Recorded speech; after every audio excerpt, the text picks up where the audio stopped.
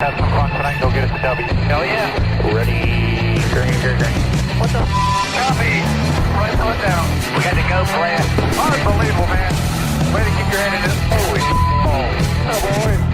Oh boy. Yeah. What? Yeah. I'm done with it. Miss your face. Set sail. Steve, you look beautiful. Doing great. Ridiculous, man. Holy. You see that? Holy cow. Good job, man. Two times, baby. Yeah. Holy crap. Yeah. Howdy, y'all. It's Texas week. Woohoo. Yeah. Am I the only one who's excited? Oh, come on. We can do better than that. Woo! Welcome to the NASCAR Weekly Podcast. I'm your host this week, Eric Estep, joined by the usual cast of characters. We've got Daniel Baldwin, a.k.a. Danny B. Talks, Darian Gilliam, a.k.a. Black Flags Matter, and Jarrett Lundberg, a.k.a. The Iceberg. Gentlemen, it's great to see you all. Fantastic round of 16 finale. We'll talk all about the drivers eliminated. We'll look ahead to the round of 12, which kicks off this weekend at Texas. We've got lots in store for y'all tonight, but let's kick things off with our hot takes. Danny, you're up first. What's been stewing on your mind the past few days?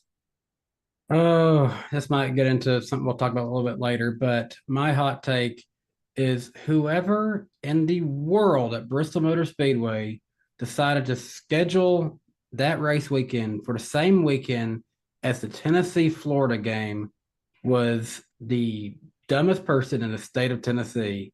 Like, that was not smart. I know a lot of people who would ordinarily maybe not be a big NASCAR fan, but they'd tune into Bristol. But if the Vols were playing, they didn't have a chance getting in to turn on that race. Are the Vols still ranked even? 23. Believe it or not, the Vols are still ranked above Florida. You might have won the battle, but you haven't won the war yet. Wait, someone needs to let us know in the chat. That's got to be the second or third week in a row where Danny's hot take has been about the Tennessee Volunteers. Jared, no, it was Bristol. It was Bristol. Yeah. Jared, you're up next. All right. I mean, I'm just going to call it how I see it with this. NASCAR and NBC are going to have to make drastic changes with Bristol. I think football's a scapegoat. I think it is. NASCAR has won against college and NFL football in varying lengths of popularity since the early 1980s consistently, and it has only become a scapegoat really in the last 5 years. I think NASCAR and NBC will make dramatic changes to the Bristol night race by 2030. They have a new contract, which is going to have stuff in place. I think it's either going to be put on a Sunday night because it was proven with Las Vegas that Sunday night NASCAR, even against Sunday night football in USA, provides decent enough ratings, or it's going to get moved completely out of its space on the schedule. Not even playoffs, maybe not even end of the summer, somewhere that it's a big date so it isn't constantly the ratings drag that it's become.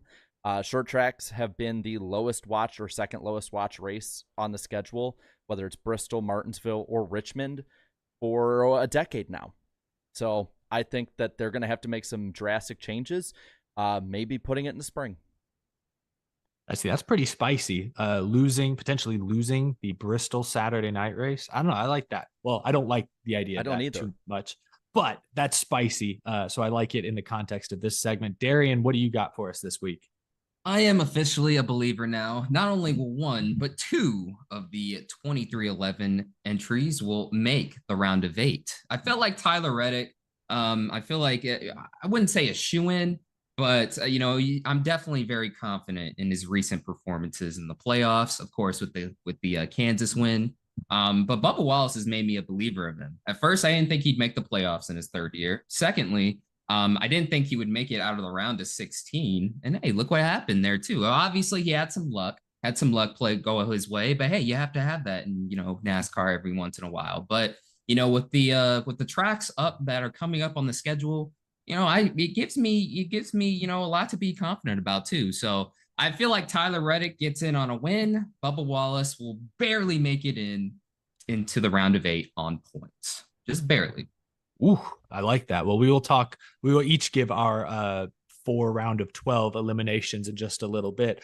My hot take is kind of a hot take. I have a video going out tomorrow, and in that video, I found myself sort of ranting about this. So I'm sort of still feeling the buzz as we begin this show.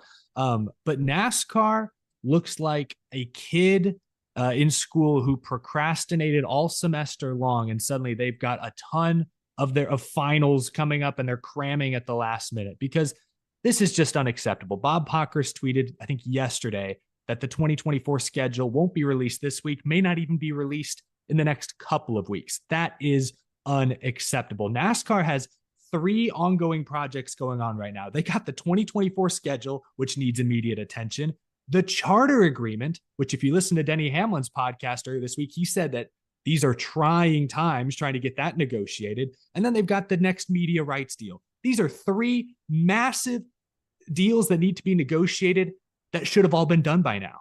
They all should be done by now, and they're not. And so now NASCAR's spread thin. They look incompetent. I understand that on each deal, there are a number of different sides that need to come together. It's way more complicated than just NASCAR, but they are the constant. NASCAR is at the center of all 3 negotiations. The fact that none of them are done and none of them seem all that close to being done is absolutely unacceptable and screams incompetence all around. So that's my hot take for the week. I'm going to start a poll in the chat. Who had the best hot take? Whew, I need to calm down. I just got so heated. I was thinking about it earlier. I think all of ours were great today. You know, even the chat was saying like, finally we get some consistent hot takes. Yeah, we've been on it the past few weeks. We're cooking. Yeah, I like that. I wanted to add to what Eric just said, and I just put it in the chat too. Along with all that, NASCAR has not actually confirmed that there will even be a Champions Week this year, or even where it would be. Yeah, boom. They haven't. Bring Burnouts on Broadway back. I mean, come on. That's probably not coming back. I know. That sucks. I can hope and dream. Are they going to make it look like every other ceremony and just put it in the NASCAR Hall of Fame and make it look like literally every other thing they do every other week? Yeah, that wouldn't shock me. Yeah, it's probably the cheapest space to rent out at this point. Pretty much. Yeah, pretty much. Well, gentlemen, I'll let that poll run for a minute. Although, hey, I think I spoke from the heart. Maybe that's swaying the chat. I don't think I had the hottest take. I think they're the most heated. I think they were saying, yeah, you were the hottest, like in terms of Yeah, maybe just fiery. Yeah, a little fiery. A performance for the ages. Well, I'll go and end the poll because I've got almost half the vote. I think this is like the second of these I've won all year. So I'll take it. Home field advantage, yes. Guys, let's talk about Bristol. Denny Hamlin said it best. He beat all of your favorite drivers on Saturday night. Jarrett, I want to start with you. None of us were at Bristol this time around, unfortunately. So usually we like to start off with our boots on the ground. But I guess I'll start with you, Jarrett. Denny Hamlin wins. He was already almost locked into the round of 12 on points going in. But what kind of statement does this win and really Hamlin's whole performance in the round of 16 send to the rest of the field? Well, I think that part of it is Denny and his team are fast when it matters, and they're fast right now. There's nothing that I can, say against that. But I think part of it is they're starting to be one of those teams. They are, I believe, the 5 team is. Maybe 1 or 2 more here or there. You could say Buescher, you could say, whoever. But one of the teams that's starting to assert themselves as an actual good team. We talked about videos coming out. I got one I'm looking at tomorrow too about what we're looking at right now. Is it parity or is it just the field got worse? And if you look at average finishes right now, the battle for the best average finish is the low 12s. That is not normal. That is not normal at all. Now, maybe this will be the new norm, but there needs to be someone to assert themselves, similar to what Elliott did in the summer last year, and then you had Logano do later. And I think what Denny Hamlin's doing now is shot over the bow. Like, you got to beat us, because I would say him and Larson, if you look at those 3 races, nobody else I think is really in their class right now. Yeah, I thought Hamlin had the fastest car across all 3 races. Larson, though, had the best finishes. But I'm with you. That's a record, by the way. Larson's average finish in the first round? 2.33 is the best round of 16 average finish in the history of the elimination playoffs.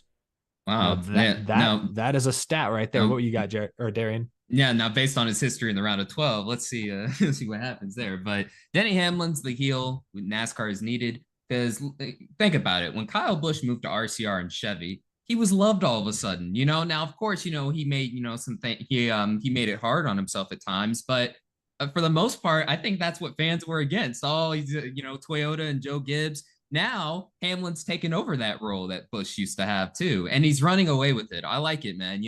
At this point, and I think we've said this before, just own it more. I think he's starting to own it more. Like in the driver intros, he's like, I think he had said, what did he say? Like what it is, or who I am. Basically something to that extent. Like that. Yeah. And, just, he was so confident too, and just didn't care. And he didn't care after the race too. Yeah. I like it. Was it Parker Kligerman that was interviewing him after the win? What was it? Him? Yes, I believe so. Was he also the one that interviewed Truex about the whole winning the damn war comment? Yeah. Okay. This is one thing, like, great quotes.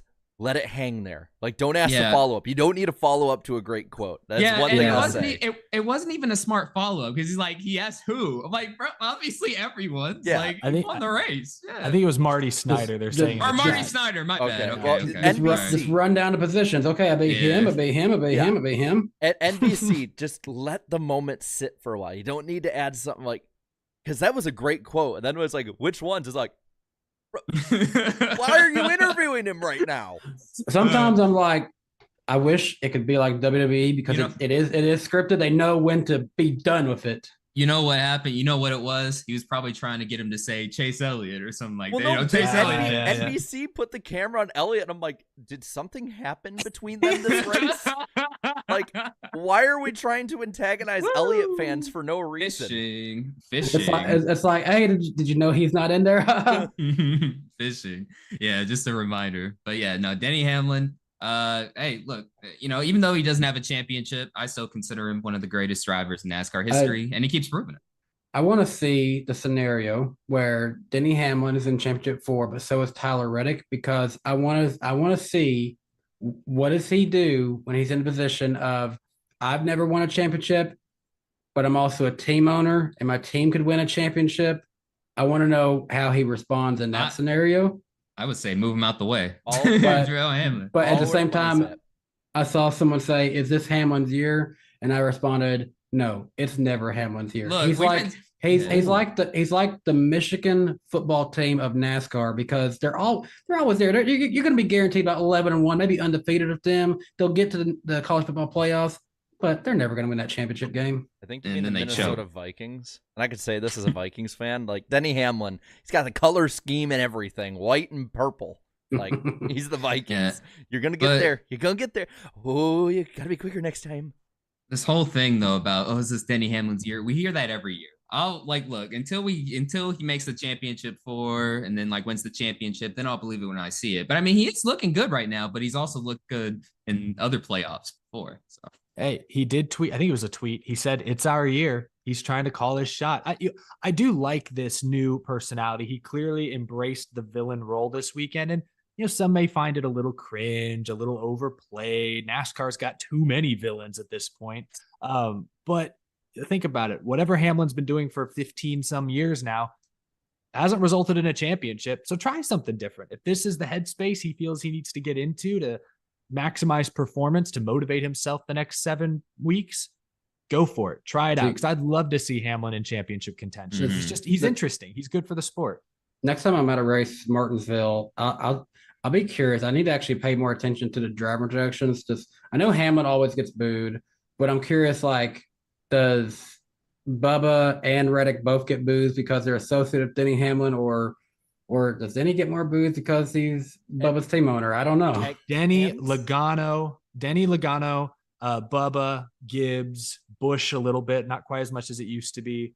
And I'm forgetting one other obvious one, but there's 5 or 6 drivers who get boos. I don't think I've ever really heard anyone boo Tyler Reddick. Yeah, he got cheered at. Well, he got cheered at Kansas. Okay.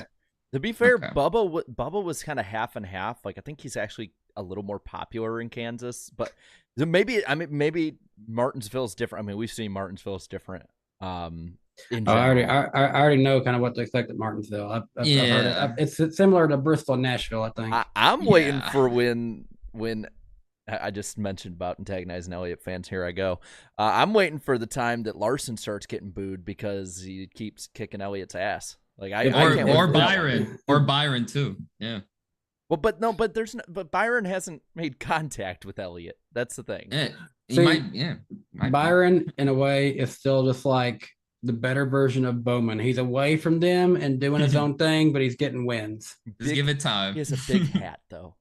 Yeah, just give it time. Large hat. Very large hat. No, that big hat is going to run into Chase Elliott on the track there. And that's what's going to happen. I would put my money on it being like on pit road on accident before the race because you don't know where the hell he's going. All right, we're off track. I'm sorry. I drove us off the rails. Yeah. But Denny Hamlin, the winner. It's only the 16-minute mark. We're already off the rails. Yeah. Well, let the record show it took 15 minutes for Danny to say something deprecating about Alex Bowman, his guy. Oh, did I tell you he sucks? Hey, he's a realist. He's a realist, man. Bingo! I got it. Bingo. I asked the chat, is this Denny Hamlin's year? 46% said no. 29% said yes. And I didn't know what to make the third option. So I just put maybe. And 23% of our viewers said maybe. They know what's up. They've seen this song and dance before. Let's see if he actually comes through with it. Let's see. Real quick, I just want to list off a few of the other top finishers, see if there's anyone that jumps out at us, and then we'll talk about the 4 eliminated. But Kyle Larson gets second. We talked about his record-setting average finish in the round of 16. Christopher Bell finally put a complete race together and finished third. Chris Buescher fourth. And the rookie Ty Gibbs, who led significant laps, finished fifth. I think this is a good transition because Michael McDowell gets eliminated, was in must-win territory coming into the night. He went down swinging. He finishes a very solid 6th. Jarrett, I know this is your guy. Just talk a little bit about Michael McDowell. He made it to the playoffs, but wasn't able to get out of the first round. My heart's ripped out because I'm kidding. No, I was happy that he got just that far, but I was genuinely surprised that he had that kind of speed at Bristol. Like I was thinking, he finally put a race together. Yeah. I think, outside of a road course or super speedway, it's probably the best put together race I've seen of McDowell, maybe since he joined Front Row. Like he qualified in the top 10 in all 3 of the races, I think, in this round. He just didn't finish. Top five. And he was great. Yeah. And he ran top 5 a lot of the night. I think the highest he got was 4th. The big issue was, I don't know if it's a setup issue, track issue, Ford issue, whatever. They had reported they were cording tires. And so towards the end of the run, you'd see him like running these great laps. And then like the last 10 laps, it was always the last 10 to 15 laps, you just start dropping like a rock. But still, I mean, to have that speed and see where the 34 team was even 2 years ago compared to now this time of year, very promising. I don't know if he's going to be able to replicate that moving forward. I said the same thing last year. I said the same thing in the summer. He might, but I think Front Row is in a really, really good position moving forward, and they have nothing to hang their heads sad about because this was a hell of a year. I love their future. I love what they're doing and stuff. Now, obviously, Zane Smith, it makes sense why he's not there, moving on to bigger, better things. But this team is still in a pretty good spot for the future. I like what Todd Gilliland's been doing recently. Go ahead, Dan. That kind of went back to what I said this like back forever ago. We were like, oh, why didn't they want to take Zane Smith? Well, I was like, well, I don't think it was them wanting Zane Smith as much as it was Zane Smith had a better opportunity down the pipeline. Yeah, and that turned out to be right. So yeah, no, I made a video about their future, and hey, look, they keep this up, man. Hey, the sky can be the limit for this team. They just progress, slowly but surely. Don't rush into anything.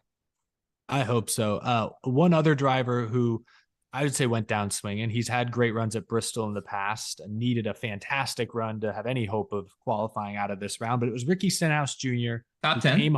Came home 10th Saturday night. Darian, what do you make of Stenhouse's season? Won the Daytona 500, obviously, but not able to get any further. Hey, look, the beginning of the year after he won the 500, the real test was going to be, okay, how is he going to perform, at non-super speedways? And at the very beginning, it was like, okay, he's holding his own. I think he was like, I don't know, I want to say he was like just barely outside the top 10 at one point, in a consistent point, for at the start of the season there. And then just sort of slipped off, unfortunately. But you could always count on him for at least a top 10 at a Bristol course. But look, they won the 500, and it's not like they just ran like 30th for most of the season, and then they just stumbled their way into the playoffs. I don't think it's a bad year for that team.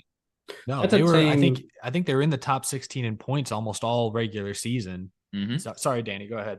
I was just gonna say that's a team. I remember I was at Daytona, listening to everybody, like they were just so ecstatic to win that 500. To them, that is their championship moment. That is the top of the threshold right there for what they expect. So they accomplished their goal by even winning a race this year. That's all that they ever want. Well, and if you remember last year, we had a running joke that was like, how many DNFs does Stenhouse have now? And it was like 9 or 10 by the end of the year. Yeah, that's bad. 2 DNFs on the year, 8 top 10 so far. That matches guys like Ty Gibbs, Suarez, right around where some other guys in the playoffs are a little like that. That's just barely under Ross Chastain. So the improvement year to year this team has had overall since Daytona, I guess Daytona elevated them a lot. But they had legitimate speed at the start of the year. They slowed down towards the middle and end. So that's something that needs to be addressed. But it's kind of similar to what Front Row had done in years past, where they would start out fast and get slower too. So JTG, this is probably the most, I'd say, positive that team can look at the future. I'd say since AJ Allmendinger was there. Yeah, it's been a while. Yeah, and I also think scaling back from 2 to 1 team, it really helped out a ton. Yeah, and I think the next gen car probably gives them even more hope than they had in the AJ Allmendinger years. Another driver, there are 2 heavy hitters that were eliminated in this first round. I want to start with Kevin Harvick. Final full-time season, entered this race, I think +7, and then they just missed it. Rodney Childers afterwards said it was embarrassing. Harvick, I don't remember exactly what he said, but his post-race, it was kind of like, yeah, this is what we get. Like, we weren't going all the way this year. He was very honest, brutally honest. Danny, what do you make about Harvick? Final season, but couldn't make it further than the round of 16. Oh man, it's kind of bittersweet, and you have to expect he's also the kind of guy if he gets a chance to win, he's not gonna shy away from it. Honestly, his best track in the rest of this time to win is probably his best track, Phoenix, but he doesn't really want to get in the way of the championship when he goes there. And that's going to be a goodbye Harvick race, kind of deal. I don't expect him to be in contention there. Earlier this year, I predicted he wouldn't win any races, and I think that's still going to happen from the looks of it right now. This whatever it was, man, they did not have it this weekend, and they definitely look like a team that is, seeing the end, ready to move on. Their team is ready to just let Harvick, ride out his, the rest of this year, and then get ready for Josh Berry at this point.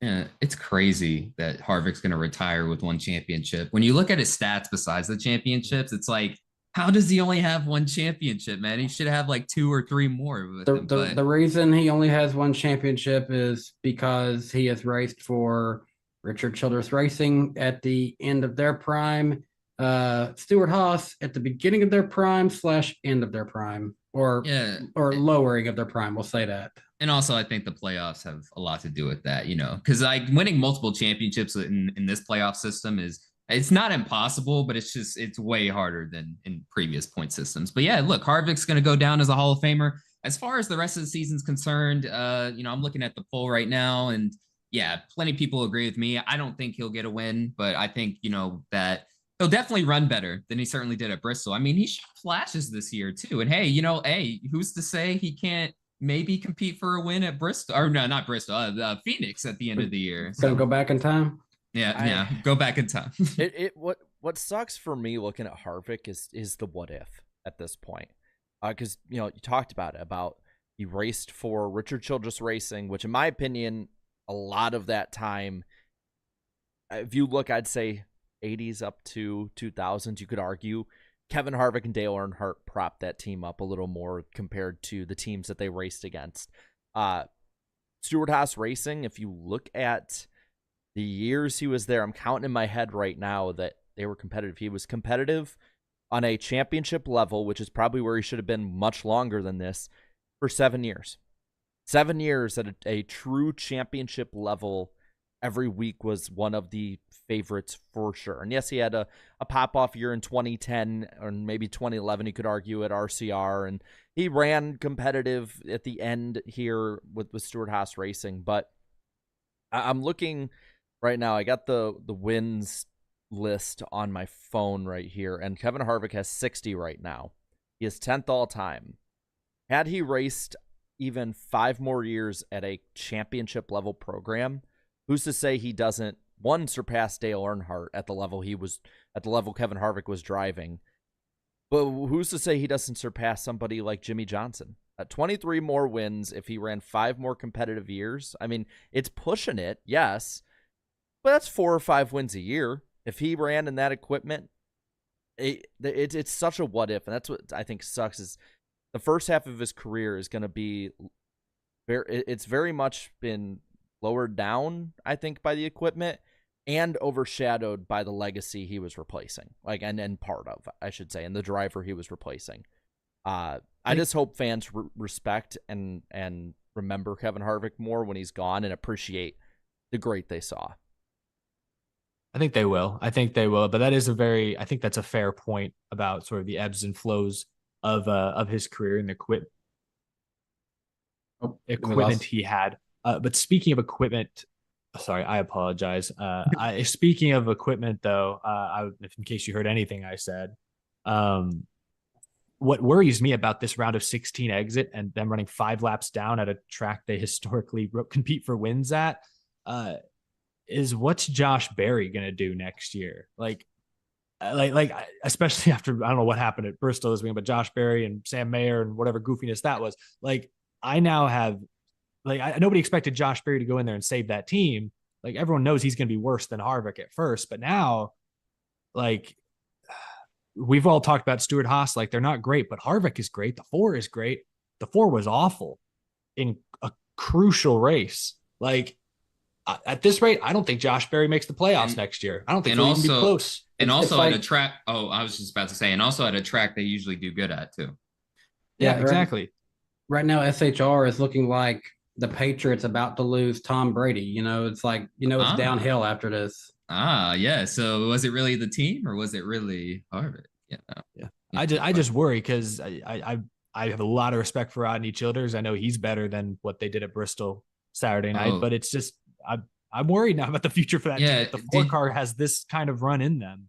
Did any of you see the video on Twitter of his post-race interview, Rodney? Dude, he was depressed, man. And I don't use that word often to describe, he looked depressed, dude. He was just I brought the same notes and he wasn't even a factor. So, oof. Hey, some people apparently got a kick out of it. Hunter in the chat says watching the 4 car perform terribly was beautiful.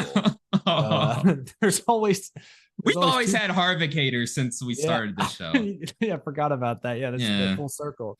And it's funny that was followed up by Hunter Nixon, who's a big Harvick fan. Yeah, I'm sure he definitely would disagree with that one. Yeah. Man, our chat chat covers everything. But in conclusion, for Harvick fans, you can have some solace in at least knowing that Harvick is a multiple-time champion in the make-believe point systems. And guys, I'm just realizing we're going to lose one of our first show memes. No more Cheater Boy. Damn, yeah. It's the end of an era. Right now, they're wishing they could be Cheater Boy just to do something. One final elimination, though, we do have to talk about is Joey Logano. Perhaps the biggest surprise. I saved him for last. He's the defending champion. Entered this race, I think, plus 12. Similar to Harvick, did not have much speed and then got caught up in a big crash. Darian, I'll start with you. The defending champion is out, I believe, for the first time since this format was created, in the round of 16, I should say. First time the defending champ has not made it past the first round. What do you make of this? Where does Joey Logano go from here? Well, first off, we had the exact opposite answers here. You were surprised. I was not. If you remember, before we started the playoffs, I said, that's right. I said he'd be out of the first round. And forgot you know about what? That. Good pick. At Kansas, again, when we were talking about Kansas, yes, he got the second place finish, but off of strategy, he got those 10 extra points. So it's okay, it's do or die time. So, you're not going to have, much of these strategy calls at Bristol, especially a short track with these next gens, because they're, at some point going to get spread out, single file. It's going to be extremely hard to pass. And, sometimes you have to make your own luck too. And you don't really make your own luck running, mid-pack, trying to make, the round of 12. And he was unfortunately involved in that wreck. And, that was it. He was done. So it's something about these odd years for Joey Logano and his fans. It's They're funny always how it going through works that something. way. I don't Yeah, know it's always why. funny. Yeah, because we had 2017 when he missed the playoffs entirely. And now we have the official championship hangover, which, by the way, it's dropping tomorrow. So He'll be back in the championship for next year, just like he was in 14, Yeah. 16, 18, 20, and 22. 24. Mhm. Yeah, Joey Logano, 24. 24. He has our vote. So you're telling me every like halfway point between Summer Olympic Games, he's going to be there. He'll be there. Yeah, I won't say I'm surprised that somebody got taken out at Bristol to out of the playoffs and race because of an incident. I am a little surprised, though, it is Logano, because I was expecting him to be able to keep moving forward. I was kind of thinking with that strategy run last week that would be enough. But it always seems like there's at least one guy ever since Bristol has been in any way a cutoff. There's always one guy who gets taken out because of some, crash, weird deal, whatever it is. This year it was Logano. Yeah, simple as that. Now, Darian correctly picked Logano out in the first round. I did pick a different Penske driver because Penske has been inconsistent all year. We just harped on SHR, 114 struggles, but Penske just doesn't quite look like themselves. So if there ever was going to be a year where Penske underperformed in the playoffs, I guess this was it. But yeah, Joey Logano, the defending champion, is out. Guys, can we be a little more positive in here? Let's talk about a driver who, against all the odds, made it to the round of 12. Bubba Wallace, in his playoff debut, squeaks it out. He finished 14th. He was like 4 points to the good that whole final run, didn't make a mistake, didn't crash out, didn't have an issue. He hangs on for the final playoff spot. Jarrett, what do you make of Bubba Wallace and any other drivers who qualified for the round of 12 that kind of surprised you? I'd say for Bubba, I think it's almost as big a statement as what Hamlin made, just because Bubba has had issues of keeping that confidence up, keeping the eye on the prize, and I think it does show a bit more maturity from him. From here, yeah, you got Talladega, you got the Roval, you got all that. You can say whatever you want about each track. I think from here, it's just gravy on top of a great season. I don't think anyone is sitting here right now going, man, Bubba Wallace, he's that guy I'm picking for the championship. He's like, no one's looking at him. Like, yeah, of course, no one's looking at him. Like, there's a reason that everyone had him out the first round for the most part. So from here, if he makes it to the round of 8, he is this year's Chase Briscoe to me. It will be amazing for that team. They got to be banking on Talladega as their best opportunity for sure. He got a top 10. He got a top 10 at the Roval last year. Yeah, that's what I'm saying. I was about to say that. Yeah, he's gotten better. That's the thing I'm looking at is like he's gotten better each year at the Roval. Now, granted, dumb chicanery happens at the end of the Roval. It's actually Talladega that these tracks he's struggled at, I think, the most in the next gen, which is crazy to say because he's a good. Just trying to finish. I guess that's what he's been struggling with. He crashed out while racing for the lead in the spring here, so he'll likely be in the picture at least, which is all you can really hope for at this type of track. Mm-hmm.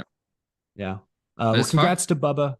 Yeah. Sorry, do you have anything to add, Darian? I was just about to say, as far as other surprises, that made it. I don't know. Like, I don't really see any. I guess like maybe where they're placed, I'm a bit surprised by. Just based off of where how they were doing during the season. Like right now, the cut line, below the cut line, Ross Chastain, Keselowski, Ryan Blaney, and Bubba Wallace. Like, at one point in the season, I don't think we were expecting some of that. I guess I will say Ross Chastain surprised me because I think towards the latter part of the regular season, he was honestly not showing me enough to be impressed on other than that Nashville win. I had him going out the first round and he actually finished pretty solid during it. And right now he's the first one out going into it. But I do like these next 3 tracks for Ross. I think once he's past that one, he may come to life. Yeah, well, I let's not get too ahead of ourselves here because I do want to ask you guys which 4 drivers will be eliminated in the round of 12. Although really quick, we haven't mentioned him yet. Shout out Martin Truex Jr., -7, backed against the wall. Did not have a great race at Bristol, but it was good enough thanks to the issues Harvick and Logano especially ran into. So Truex is back on top of the standings. And also really quick, we glossed over this, but Carson Hocevar, I think he finished 11th dude has been unstoppable since he got in that 42. He's been a top 15, top 20 machine, something that car was not He's capable him. of earlier he's in the him. season. Yeah, Well, and you it's know why he finished 11th, right? He got passed, I think, by Stenhouse late. But there's a reason he was falling back late. Is he was driving with a loose wheel. I did see Oh, he that. Yeah. was, yeah. and he brought it home. He Damn. probably could have finished 6th or 7th in that race. And Yeah. I've seen the side by side of him and Gregson's stats. It really does not speak well for Gregson. Same Yeah, it car, really- same team, same everything. Yeah, I was about Yeah. to say, and it's even worse now because, at the beginning of the season, they had a little bit of factory support, but then once they made the Toyota move official, they've had none, and Hocevar is able to do this. And also, Eric, another shout out to a former double E Cup Series driver. I always got to remind you about that, man. Always got He likes to remind me of it, which I think is Yeah. hilarious. I like Need for Speed in the chat called him Savar. There we go. I wonder if that'll stick. I do have to ask though, because dumb question: has he announced anything for next year? I don't know yet. Not yet. Mm-mm. Although all the rumors, and I don't know where the rumors started, but people in the know, we are not in the know, but people in the know seem to think he's going to Spire to replace Ty Mhm. Dillon. Yeah, It's been that's the heavily implied at this point. that's the word on the streets. I'm just like, hope they can get some better equipment. Yeah, we'll maybe- see. He ran pretty well in Spire equipment at Gateway before the brakes fell Yeah, off it. yeah. The problem is the brakes fell off. That's the problem. If the going and getting $40 million for a charter to lease a Trackhouse, hopefully they'll get some support from Trackhouse too. Yeah, That, but that Gamebridge money. but it's been very impressive. So like this is making me more confident if the Spire moves are true because I'm pretty sure, like the Spire, they're making moves, man. Like they're not just making these moves just to, run, 30th or 25th. Yeah. You know what I mean? They want to make the playoffs. At least one of their guys want to make it. They sniffed victory lane one time thanks to lightning, but they want to go see it for real this time. Exactly. They want to do it, straight up for sure. And Yeah. hey, Hocevar is going to be that guy, I think. Yeah. Okay. Well, again, we're getting ahead of ourselves because we're going to talk more about the Trackhouse, Spire movement and whatnot. We in like just to a few get ahead of minutes. ourselves here, Eric. Yeah, got to get we're our antsy. head and then you reel us in. That's how it works. Yeah. We'll talk about. I want to save this Bristol topic for when we talk about the ratings. I think that's a little bigger. Let's take a look at the playoff grid. Things reset for the round of 12. I'm ready to look forward. Byron and Truex are both plus 25. Hamlin is plus 21. Larson is plus 12. Buescher plus 10. Kyle Busch is plus 8. Bell is plus 5. And Reddick, the last guy currently in, plus 3.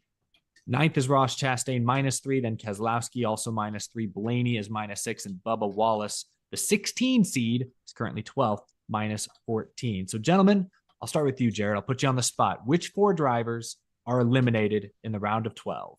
Did my research on this week. Oh, So first one I got, I'll just go in numerical order on this one, except for I'll switch the last two because dramatic effect. The first one I got is Ross Chastain. I'm looking back at his last couple races, and outside of the win in 4th at Talladega, it's been iffy. It's and this is at least in competitive equipment. I'm not going to count his stuff like in lower tier equipment. His last 2 finishes at Texas, 13th and 28th. Nothing really inspiring there. The Roval, 37th and 23rd. Talladega this year really didn't finish all that well either. So I'd say Talladega's his best shot, but I'm going to have him there. After that, one's going to probably have people disagreeing. I'm going to say Brad Keselowski. His best one to look at, I think, is Texas. Last 4 races, 4 straight top 10s. Talladega's been hit or miss for him. He can win. He can be top 5. He can also be below the top 20. And the Roval, if he doesn't win Talladega, the Roval is a house of horrors for the 6 team. Bubba Wallace, it's been a good year. I just don't think that team is strong enough. He's not good at all at Texas. His last 3 finishes there are 25th, 32nd, 38th. Talladega, ever since his win, hasn't had a top 15 finish, and the Roval is a road course. And then my last one is a guy who has been pretty good at Texas. Won the last race at Talladega, and while he has 2 straight top 5s, he also has 3 finishes 30th or worse at the Roval. I'm going to go Kyle Busch. I think Kyle Busch will be the second person in 7 years in this current system to miss from the 6th seed. I will let you know, though, before you guys make your picks, the 5th, 2nd, and 1st seed going into this round have never missed the round of 8. Very random, I suppose. That's true. Yeah, the regular season champion, I think, has always made it to at least the round of 8. That's why Truex being on the cut line this last week was so tense. I'll go second really quick because I too did my research. And Jared, I think I only agree with you on maybe maybe 2 picks. I'll start with Bubba. I agree. I think just getting this far is a successful season for that 23 team at this point. Texas is such a wild card. He could do well. He could blow a tire and wreck out. Talladega is probably his best shot, but I mean, this year, I don't think he has a single top 10 on a super speedway this year, although he was up front late in the Talladega race in the spring. And then the road course. So I think Bubba's out. I've got as my second guy out, I have Blaney. And this was a tough one because I actually think this round shapes up really well for him. I'm just not confident in that Team Penske speed. He had 1 top 10 in the round of 16. And if you actually look, he only has, I believe, 3 finishes inside the top 10 in the past. I wrote it down somewhere. It's been a while since like Chicago or something. It's been a long time. He's been very inconsistent. My other out is Ross Chastain. I agree with you on that one as well. He only has 1 top 5 the past 12 races, whereas before that, I think he had 6 top 5s the previous 17. So that team has slowed down since Nashville quite a bit. And then my last elimination, this is a tough one. I made this pick before the playoffs began, so I'm going to stick with it. Christopher Bell. And I'm sorry if our good friend David Bell is watching, but I know he won the Charlotte Roval last year. He was in must win, though. Exactly. But,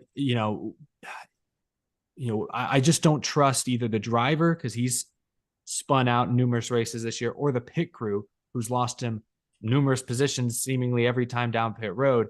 I just don't trust them. I don't trust them at this point. Bristol, I think I said, was their first complete race in months, it felt like. So I don't trust C-Bell. I'm going out on a limb. I think he's the surprising pick. One other stat worth mentioning, I don't think you mentioned this one, Jarrett. The 16 seed has never made the round of 8. That would be Bubba Wallace in this case. Darian, do you have your 4 out?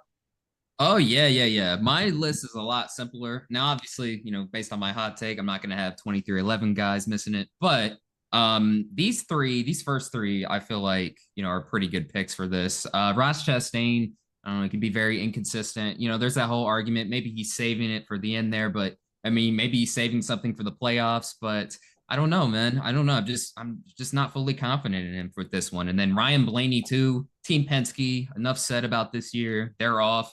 Even though he's put up a pretty solid effort this year, Brad Keselowski, I feel like, he'll be out of this round. And finally, I don't know, the playoffs can get pretty crazy. They can get pretty crazy, of course. Out of these guys above the cut line, I'll have to go with Kyle Busch to miss it. I don't know, man. It's like just when you think that team's on point, there's always something, whether it's, the driver messing up or whether it's, some type of, mechanical problem, it's always something there. So I don't know. I'm not fully confident in him. And yeah, that's why I got those 4 missing it.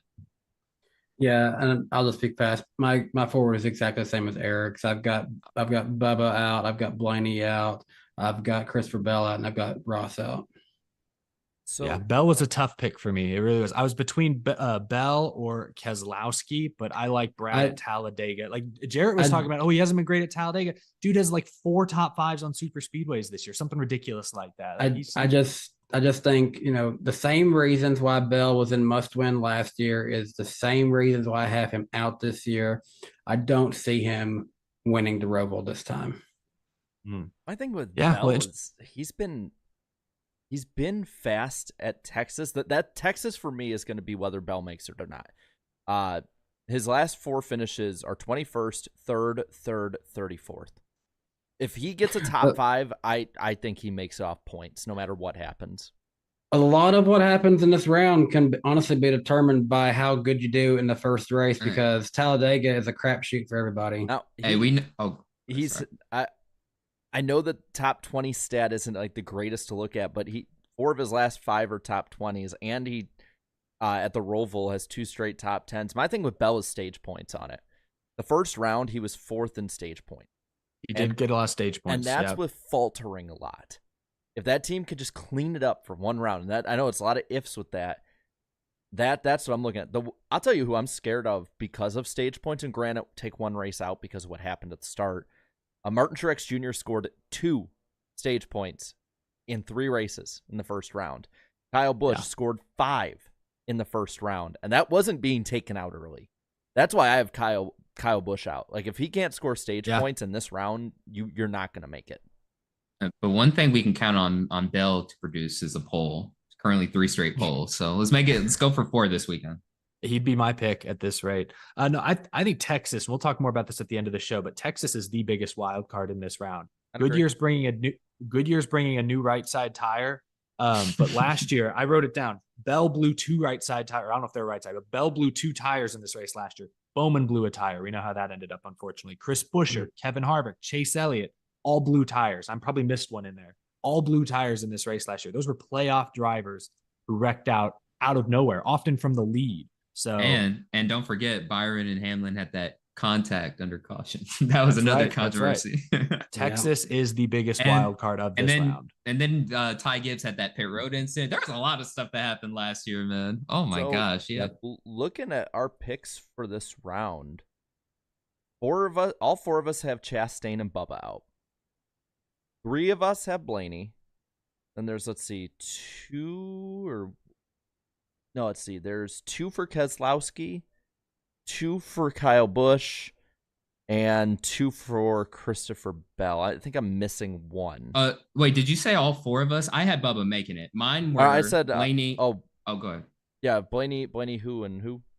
I had Ross Chastain, Keselowski, Blaney, and Kyle Busch missing. Okay, so 3 for Bubba, 3 for Keselowski, and then all of us have Ross. I'm a Keselowski believer. I'm a Brad believer. Damn, we're not a Ross Chastain believer anymore. Just compared to how the season started. Wow, the tables have turned. Speaking of RFK, did you guys see that Brad went around handing out like award stickers to everyone at the team? It's like saying, "You did it." Yeah. Hey, good to have some team around. Hang the banner. Yeah. Pizza party next time. Yeah, they haven't had compared to years past, this is awesome to them, Yeah. Before we move completely off Bristol, I do want to talk about a little bit about the quality of racing. But first, let's look at the TV ratings. This got some attention yesterday. For the first time in I don't know how long, first time I can remember, a Cup race that went off pretty much as scheduled. There were some weather issues at the start and delays, but for the first time I can remember, a Cup race got a sub 1.0 rating. 0.89 and 1.5 million viewers for the Bristol night race. 18% of those viewers were in the key demographic. It was down 17% in ratings and 12% in viewership from the same Saturday night race 1 year ago. Down 29% in viewership from the same weekend 2 years ago. And Jarrett, you pulled this stat out, which I thought was interesting. This race has fallen the viewership for the Bristol night race has fallen 27% quicker than NASCAR as a whole since 2014. We know ratings as a whole have largely gone down in the last 10 years. Bristol, the night race, seems to be going down even quicker. We saw the race. I thought it was a decent race, not perfect. But I don't want to turn this into a why are the ratings going down, because there's a number of factors. There's college football was on. There's, it's a Saturday night versus a Sunday. There's, hey, Chase Elliott's not in the playoffs. Does that make a difference? The weather delays at the start. There are dozens of factors we could consider at this point. But I guess what is one thing, Jarrett, if you could change going into next year with Bristol? Would you change where it lands on the schedule? I think I know where you're going with this because I remember your hot take.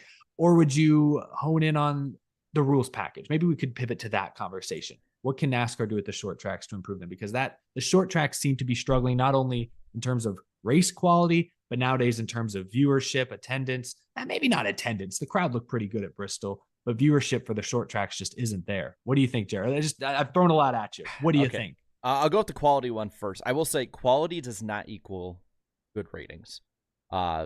Texas will have fantastic ratings this weekend compared to Bristol. Like it just will. It will. It will. Yeah, it'll probably be at least I would say a 1.8, maybe 1.7.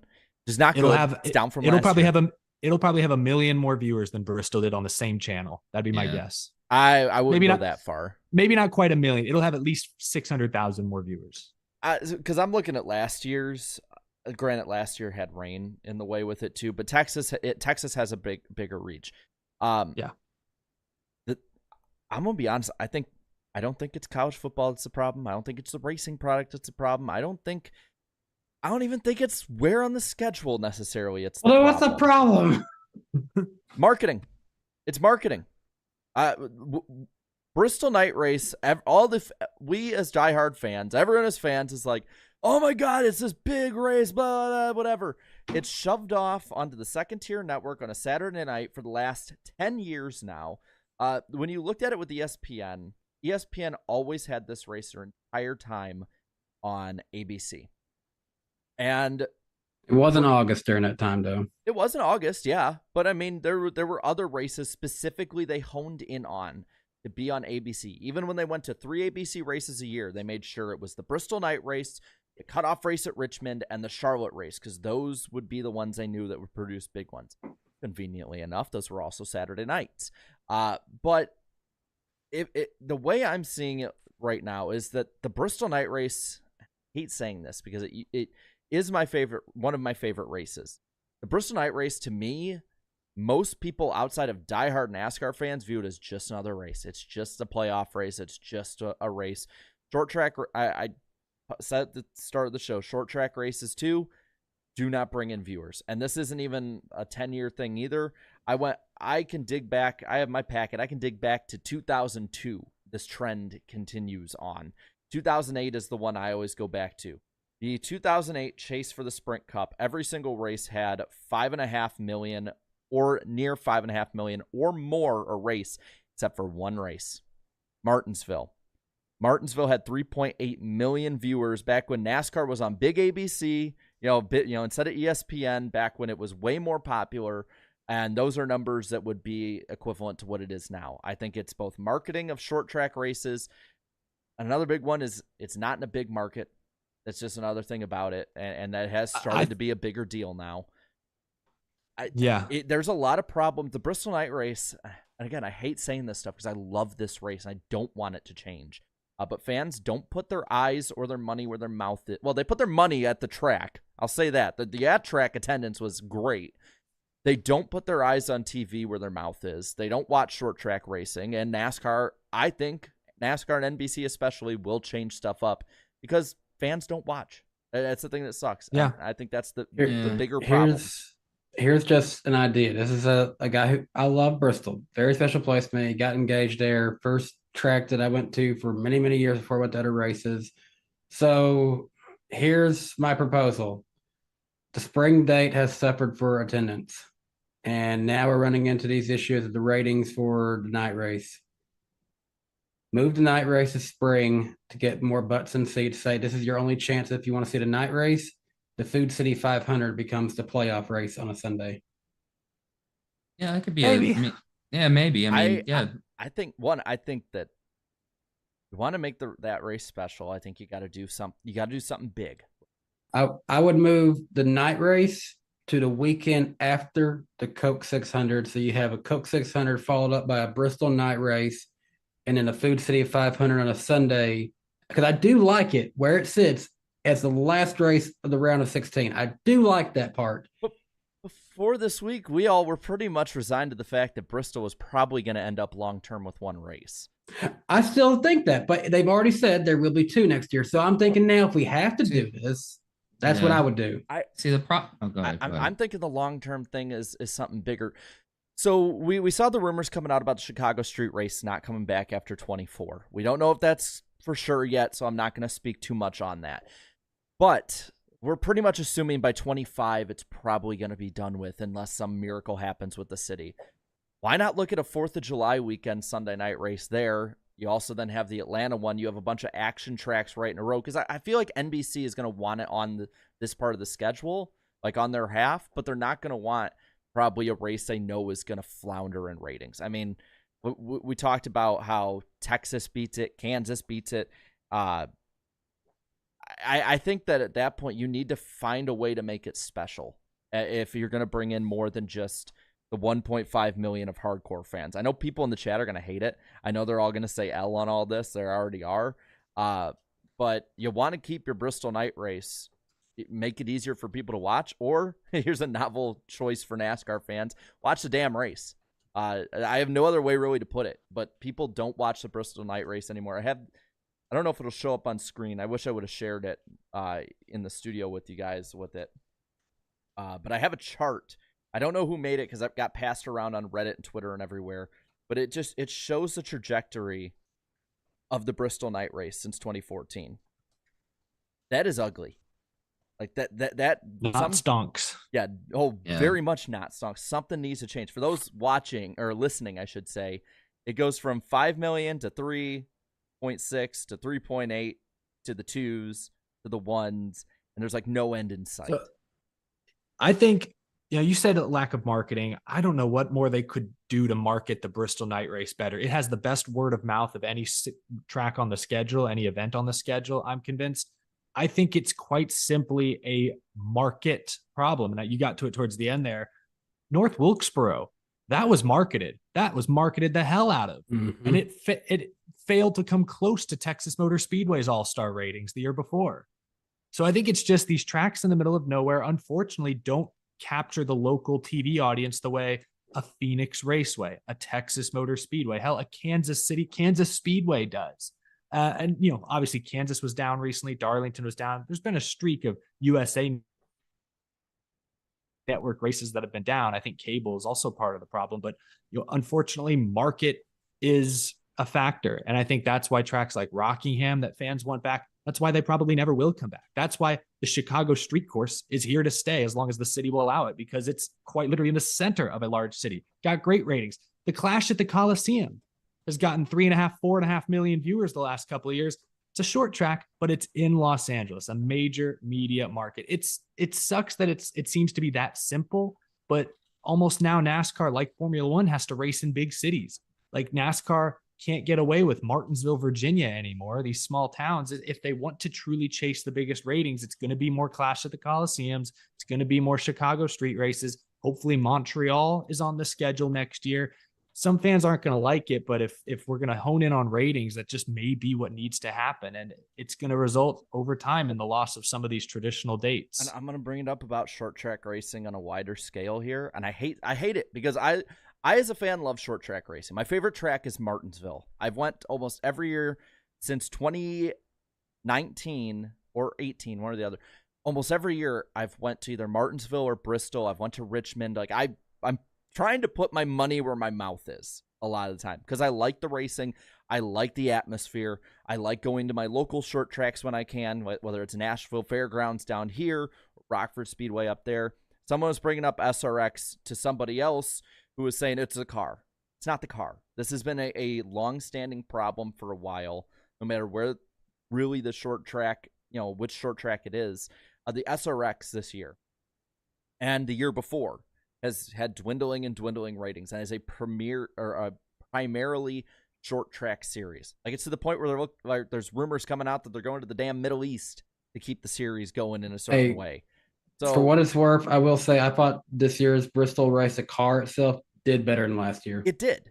I personally thought that this one was way better than last year. But the issue is I don't think that there's that connection anymore, especially with younger fans that they're trying to reach with short track racing. Short track racing, I think 90s, 2000s on back probably had that connection because there were so many people. Now, and this is another thing about Saturday nights that people aren't going to want to hear, a lot of that core audience is probably at their local short track. There are plenty of people I know who don't give a damn about football or basketball or baseball, IndyCar, any of that, but they'll go to their local short track every Saturday night. They don't care about the NASCAR race because there's racing at the fairgrounds. There's racing at Rockford. There's racing all over the country. And the primary audience that will watch your race, young and old, is going to probably want to support that because in a lot of their opinions, that racing's better. Yeah. So I'll try and close off on this. Y'all have made amazing points. So it's a combination of a lot of things. The marketing stuff, like marketing, I don't think like Eric pointed out, they marketed North Wilkesboro. They didn't really do much for that. The market itself, extremely small. Like Jared just said, short tracks. Like I could just speak from experience working at the fairgrounds. There's a ton of people there. They don't give a damn about NASCAR. I'm gonna be honest with you. They just care about their local short tracks, and that's fine. That's fine. Then also too, Saturday night racing. It's just it does horrible as far as the ratings are concerned, and the product.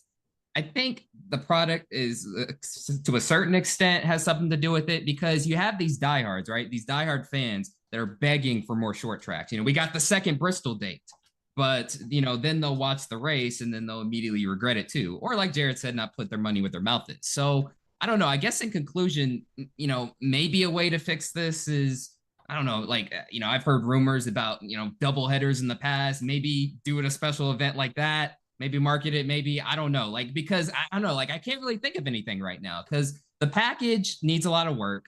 And, the marketing thing is another issue because the market is so small. Like I just said, Texas is probably going to get a way bigger rating just because of the market. At least a little so, bit. Yeah. So I don't know. I don't know, to be honest with you. I don't know what the solution is. Tough.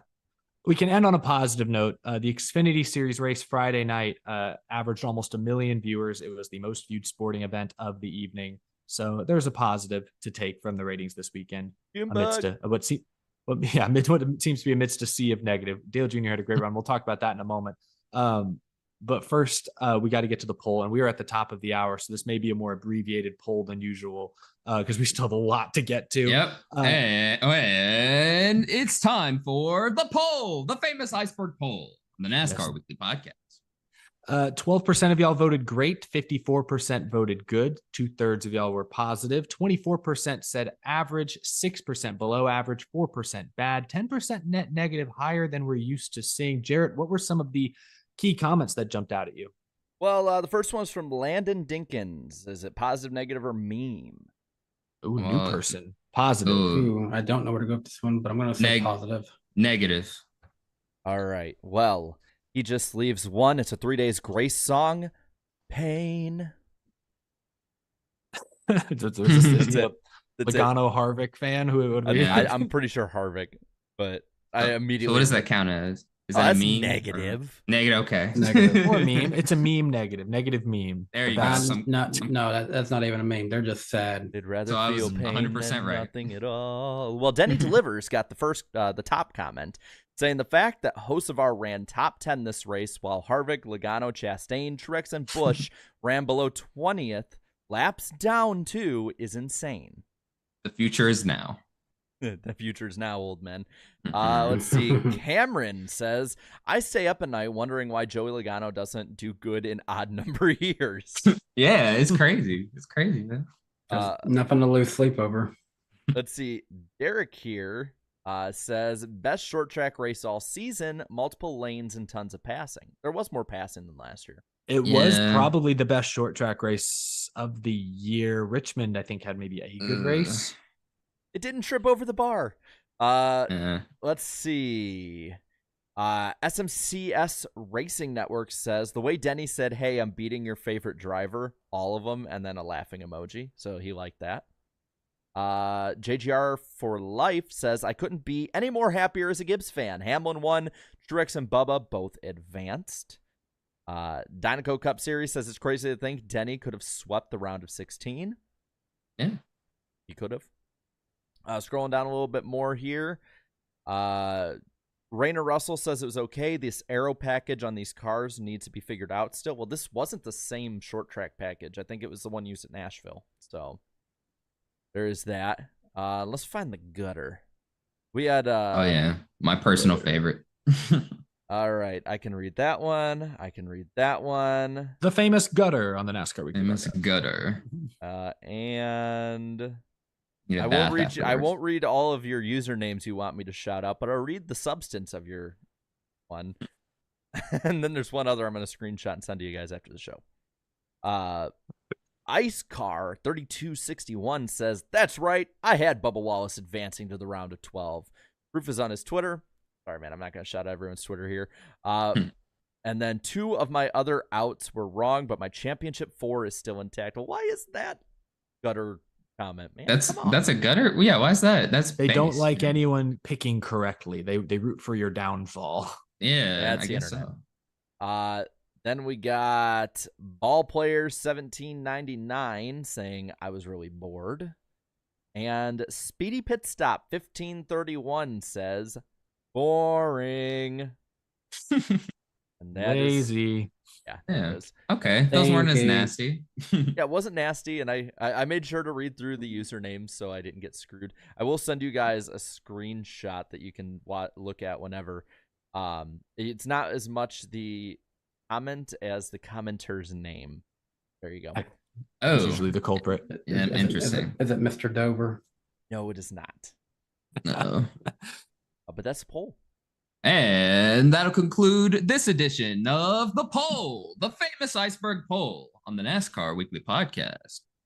We've got 2 more Bristol races to discuss briefly in a moment, but we are just past the top of the hour. I think I've kept our super chats waiting long enough. It's time for our first super chat stage break.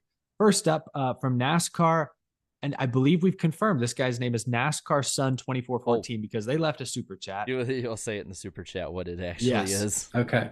NWP guys, my name is NASCAR Sun since my last name is Carson, but just add Nas and Gordon 24 and Stewart 14. Hamlin's NASCAR field quote was awesome. Good job, NASCAR, on getting the race on Saturday night. And we've hardly even talked about the weather. But yeah, so NASCAR, I guess that's how you should say it. NASCAR. NASCAR Sun. Okay. All right. NASCAR. I'm going to start calling Carson Hostward as well. Hi, NASCARson. I like that. Thank you for the super chat. Alex Luft. Oh gosh, just refresh me. Alex Luft said, "Is it a Def Leppard concert? Because as a Joey Logano fan, him being eliminated is bringing on the heartbreak." I don't know how the chorus goes. Right, sing it. I'm sorry. Isaac says the only reason I don't fully hate Hamlin yet is because he did give Bubba a shot at 2311. If Hamlin moves off him, game over. Hamlin will be the villain. I like that. That's funny. Alex sent another 10. If this race flops, what would be the best punishment to the bozo in charge? Getting a karate chop from Sandy Cheeks, getting hit with a stone cold sunner, or just Hank Hill kicking their butt? B, Stone Cold Stunner. Yes, sir. Yes, sir. I'm not going to pull that. I don't know. Hank Hill can intimidate you just by saying, "I'm going to kick your ass." Rowdy 8 Diecast says, hot take, the schedule next year won't be different. That'd be so anticlimactic, but That'd be right. The couch we'll racer. see. That's what Couch Racer was saying. Yeah, I did see that. CBB says, hot take, replace Auto Club with Texas and make Texas the dirt race. Can't possibly be worse than the pavement races there. That would be unique. A 1.5 mile dirt track. How about that? They have a dirt track out in turn 2, but I don't think it would fit Cup cars. And speaking of Texas, Indy cars might leave. That sucks. So Yeah. go ahead. Yeah, that stinks. Hunter Nixon Fishing sent 10. Said it on Jarrett's post-race stream as a Harvick fan, so I'm frustrated with SHR at this point for basically wasting his final year. Put Harvick in an RFK car. No doubt he wins a few this year. I actually agree with that second statement. They're probably not wrong. Yeah. Yeah, put Harvick in the 6 or the 17. He would have won a race this year. I believe that. Ghost Snake Man 9. Nobody has talked about Rick Hendrick's 300 wins. They made a big deal about 200. Which driver do you think will pull it off? I say Larson. I forgot. What number are they out? Are they at 299 or something?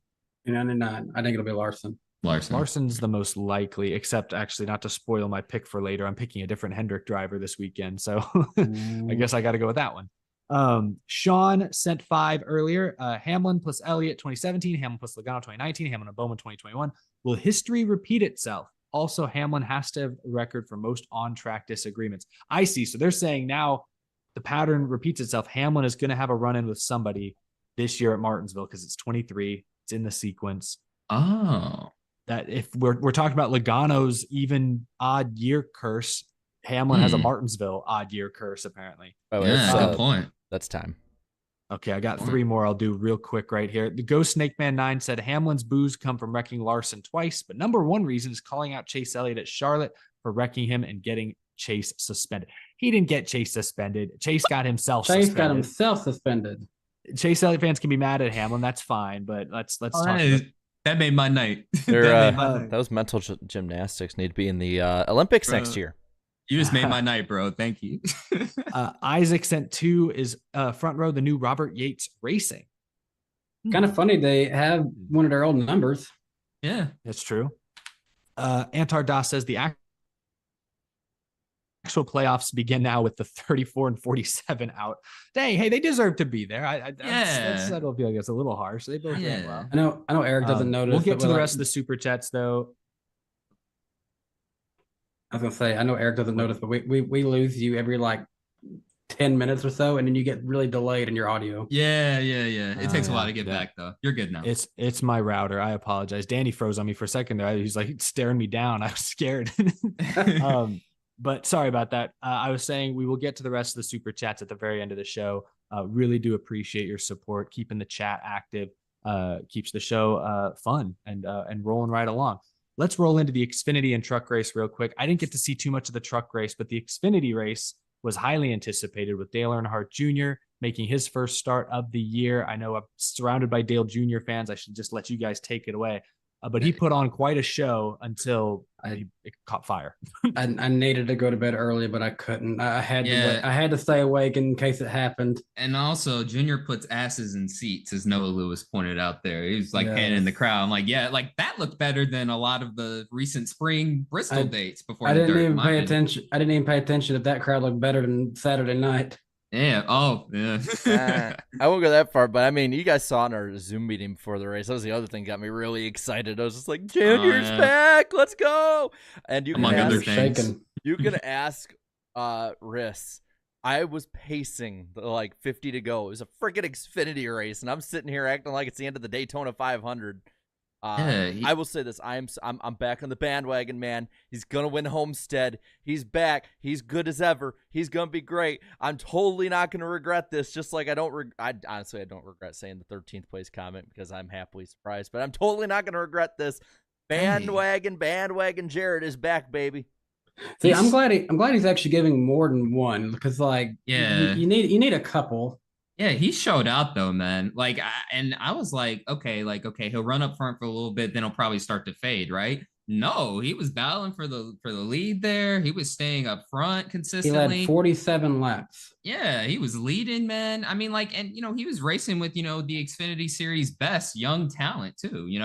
Which, by the way, speaking of young talent, Cole Custer's paint scheme was awesome. By the way, the throwback to Kevin Harvick's 2020 season. But the problem is, I know he won 9 races, but every time I see that scheme, I always think of Martinsville. Like, point, unfortunately, but it was still a good scheme. Ended out there like Harvick's season. Yeah. Oh, did it? Oh, well, basically, I was like, oh, go ahead.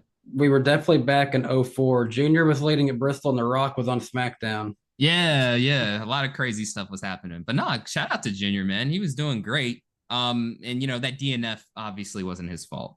No, yeah, he was doing great. Unfortunately, about 3/5 of JRM imploded behind him once again. What do we make of the Josh Berry, Sam Mayer contact? Did it cut his tire down? Because it wrecked Brandon Jones as well. I think so. And it was just a racing deal. Dude, what's up with Junior? Junior Motorsports, self-imploding, man. Sam Mayer's comments, basically like he better hope that he cut a tire down because otherwise there's no excuse. And honestly, I hope he did because it wouldn't seem very Josh Berry like to just run into his teammate like that out of frustration. But Bristol does crazy things to people. So yeah, and also Noah Lewis caught this too. When they were doing their interviews, they had talked it out. I guess it's like so. There's no controversy thing, so we don't need to make like a bigger deal. But it still sucks. We need to milk this. But here's the thing, though. It still sucks because this has happened multiple times where you have like 2 or 3 of actually 3 of the Junior Motorsports cars just wreck each other. Like, what's going on here? And of all the nights when Junior's running up front, I'm pretty sure he wants to see his cars run up front, of course. But hey, at least the Junior Motorsports entry won the race, though. And this is Justin Allgaier's first win at Bristol since his very first win in 2010. Yep, I remember that one. I remember that. Yeah. We're talking all about JRM. I mean, yeah, from the good to the bad to the, Junior almost had it. It was all Junior Motorsports. Allgaier wins the playoff race at Bristol. And trucks, again, I didn't catch the full race. I know Christian Eckes, I think he swept the first 2 stages, if I'm not mistaken. But Corey Heim, it's time, baby. Time. Yes, sir. That's the win with the help of some lap traffic, perhaps, but still an exciting finish. Oh, I'll say the race itself was not much to talk about. The finish was fun. The race itself was pretty meh at best. Yeah. And has the truck Can- race been like that for a little bit at Bristol, or no? Like It's hit or just miss. rare. It's hit or miss. The Xfinity race is the race of the weekend for me. Can I take a second just to acknowledge David Gillen Racing, now Tricon? What a move going to Toyota. Didn't know what to expect of this. Last year was with Ford, mainly due to the Haley Deegan deal. That ended up being not the best for anyone. She goes to Ford Sport, obviously another bad season for her. That's a different conversation. They turn it around first year back with Toyota as a new rebranded organization, make it to the championship for the first season. What a great turnaround. Yeah, no, thanks for reminding me of that. That's right, because the way they've been running, it felt like, oh, this team's been around for years. But like, no, man, like, hey, Corey Heim, that was you got to a remember smart signing. that was David Gillen Racing just last year. Yeah. Thanks for reminding me on that. But yeah, no, it's crazy. Thor Sport, you felt like they were, the best Toyota team in trucks, but now the tide has turned this year. Yeah. But there you go. I think we finally wrapped up Bristol an hour and 15 minutes in. We've got Texas coming up, our preview, but we've got some news and some stormy weather hitting us here before then. What is going on? What is Yes, this? sir. And it's the lightning round on the NASCAR Weekly Podcast. Jarrett, what do we have on the list this evening? Well, first off, I want to give a shout out to our listening and Spotify audience. I put a poll on there asking what their favorite track was with the next gen. I gave them 5 options. I gave them Auto Club, Charlotte Oval, Darlington, Kansas, and Michigan. And from least to most, 4% apiece had Darlington and Michigan as their favorite with the next gen car. 12% had Auto Club. I was surprised it was that low. 36% Charlotte. Their favorite track of the ones I gave them, because these are the 5, I'd say, action tracks so far with this car. 44% said Kansas. So, good stuff there. We talked about earlier, both Bristol races next year will be on concrete. Yes, there will be 2 Bristol races. I believe that Noah Gragson, I think they said he was running the Pinty's race this past weekend. I know he's running it this weekend. Yeah, I don't know about last weekend. Didn't he race he raced like a late model, some super late model race, I believe. Yeah, he ran last weekend. Yeah, he's back to doing that. A little off topic here, but I think that NASCAR fans will, feel for football fans here and also understand where FS1 and Fox might be going. FS1 has started the tradition or the practice now of calling college football games from their studio and not in person now. So anyone thinking that trend was going to change, it's not going the right direction at the moment. That's boring. The SRX will be added to iRacing next year. So that's nice. Good. This one was odd to me because I knew that it was going to end at the end of the year, and I made a bit of a video about it. But Matt DiBenedetto is now out of the 25 truck, which will have a new driver for the last 3 races of the 2023 season. No word yet on who that will be, but I believe I got a feeling the owner's son drive at Nashville. Yeah, I got a feeling. Depends I on don't know the if he's age. old enough to race. Yeah, I don't know if he's old enough to race this year. It's weird. I don't know what it is about Matt DiBenedetto. I hate to speculate on behind the scenes discussions, but it's like every team he leaves, it's messy. That is true. There's always something happening. There's Yeah, something you are right. weird with every departure from a team with him. Yeah. I don't know what it is. There's a common denominator at some point. I don't know. I won't put too much comment from here on this next one, just throwing it out there. But I guess NASCAR is joining the NFL and the MLB on lobbying the U.S. Senate to alter a bill that would allow a loosening of flying restrictions over major raceways and stadiums in America with the loosest restrictions since 2001. We'll just leave it at that from Adam Stern. The 2024 schedule release has been pushed back to early, possibly mid-October. And Bob said, I don't know if you all caught it, Bob also kind of alluded to the fact that it could get pushed back even further. Oh, dude. Good luck with planning, y'all. Good luck with that. Yeah, I'm going to say this now, and I hope I'm wrong. I'm predicting that attendance next year, especially the start of next year, is going to be way lower because there's I wonder why. I want the schedule to come out so I can plan stuff for next year, and I don't know what the the hell's going on. The thing is, the tracks that know what they have, they're getting tired of it. They're already actually starting to put their dates on Ticketmaster. So there's some you can piece together. Las Vegas, yeah, they already on it. For the first time since 2009, NASCAR will not have any nationally touring series at Road America, though it looks like it might be a one-year thing. Either way, that sucks. Yeah. And talking about the schedule a little bit here. Well, there's two things I can talk about. Now that the Busch Clash has been shown out there to be February 4th, 2024 by Fox Sports at the LA Coliseum for the third straight year. I can confirm Wednesday night, January 31st, the Wednesday before that, will be Season 7's premiere for this show. So, woohoo! We got that date out there. Yay, more podcasts. Yeah. So we got that. Yeah. But that's it. We've been renewed for another season. Yeah. I don't know what the network execs are thinking on that one, but we're gonna roll with it. Yeah. And also, go ahead. Yeah, that's at least what I got, Darren. I know you got one more thing. Yeah. Well, wait, hold on. Oh, well, yeah. Before I get to that, just I saw in the chat, want to say, yeah, R.I.P. Sherry Pollux. That's very sad. Very unfortunate situation. She was a fighter. Man. And absolutely. But yeah, always remember the work she did. She did so much work for the sport, and yeah, that's what she should be remembered by. And forever. I believe, what is it? Sherry Strong is her charity. I believe that's still taking donations in. So there is that. I think donation. She set that up for everyone. So that's something that I think there's people who are in place is going to keep carrying that on. Yeah, cancer sucks, man. Absolutely. Cancer it sucks, man. Mm-hmm. But yeah. So and that'll conclude this edition of the famous lightning round on the NASCAR Weekly Podcast. And now back to the show. Crystal John says, "Are you guys not going to mention the RCR incident in the Xfinity race?" That is a good point.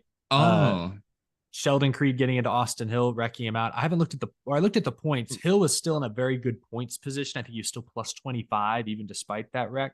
But it is worth mentioning. Okay. I don't know what Sheldon Creed was doing there, or if Austin Hill slammed on the brakes on corner exit or what happened. But that was a lot of teammate on teammate violence at Bristol Saturday. Team on team crime. Yeah, got to stop this team on team crime here. That's what's going on. But moving on, officially past Bristol. Big news at the end of last week, going into the weekend. We've already talked a little bit about it, but let's start here. This one's easier. Let's start with Daniel Hemrick moving back up to the Cup Series. Colleague Racing announced he will drive the 31 full-time next year. Danny, good move for Colleague. Obviously, it's a good move for Hemrick. He's back in Cup. But what do you think this move looks like for Colleague?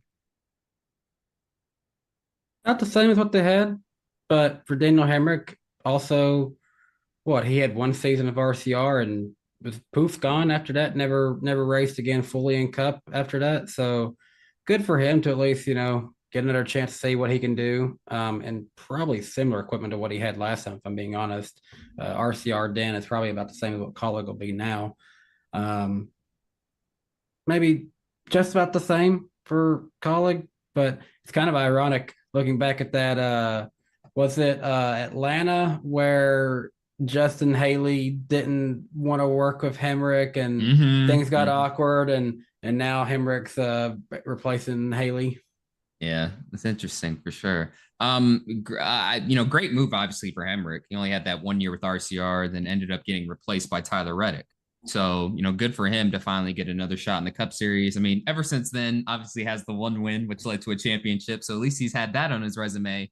Starting to pick it up though for Bristol. It's starting to pick it up this week for Xfinity. So might give Colleague Racing fans some hope. But as for Colleague, it was the best move for now. Because personally, I think he'll be a placeholder driver for maybe 1 or 2 seasons. Who. You know who. I was going to go there a bit with that. I think it's a downgrade, honestly. Maybe it's because I'm a Justin Haley stan here.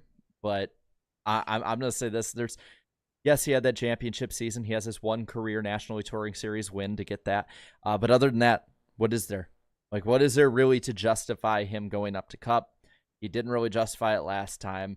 He's been okay at best in the Xfinity series. I think he's a placeholder. I don't know how long, but this screams placeholder to me. I'll go with 1 to 2 years in that window. I wouldn't be surprised if, this time next year, Chandler Smith to the 31, buy him again. Another 1 year wonder. I wouldn't be shocked. This is the thing, man, and I'll let you guys go after this, but just colleague had so much momentum, and it feels like they're just spinning in place. Yeah. I still think it would do them best to go back to one full-time cup car, in all honesty, but that's just me. Just focus on that. But yeah, no, to your earlier point, Jared, it's like we were at their win in 2021. You're like, wow, there was a bunch of things that led to it, but you're like, wow, you didn't expect this. Hey, this team might be on the move here. But they won before Trackhouse, they won before 2311. And I out of the four of us, I was the highest on them because I had both of them making the playoffs this year. I think we all had at least one of them making it with AJ. Yeah, for sure. But yeah, Daniel Hemrick, a placeholder. But hey, maybe he could prove us wrong. Maybe get a surprise win out of nowhere, perhaps. But yeah, I mean, he has the championship, but hey, maybe he might do something in the Xfinity playoffs. Maybe we saw him run good at Bristol. Maybe that might, have some people feeling better about the move. But yeah, overall, just a placeholder, and get ready to draft the 31 at some point. Chandler Smith.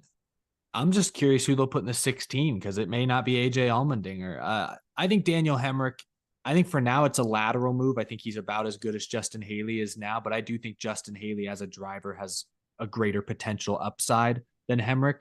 But Hemrick's a safe choice. I think he's a good fit. He's a good colleague culture guy.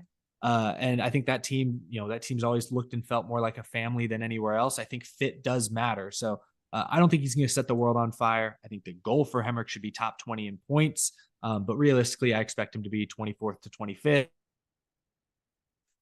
in the standings, a few top 10s maybe, and that's that. But I agree with you, Jarrett.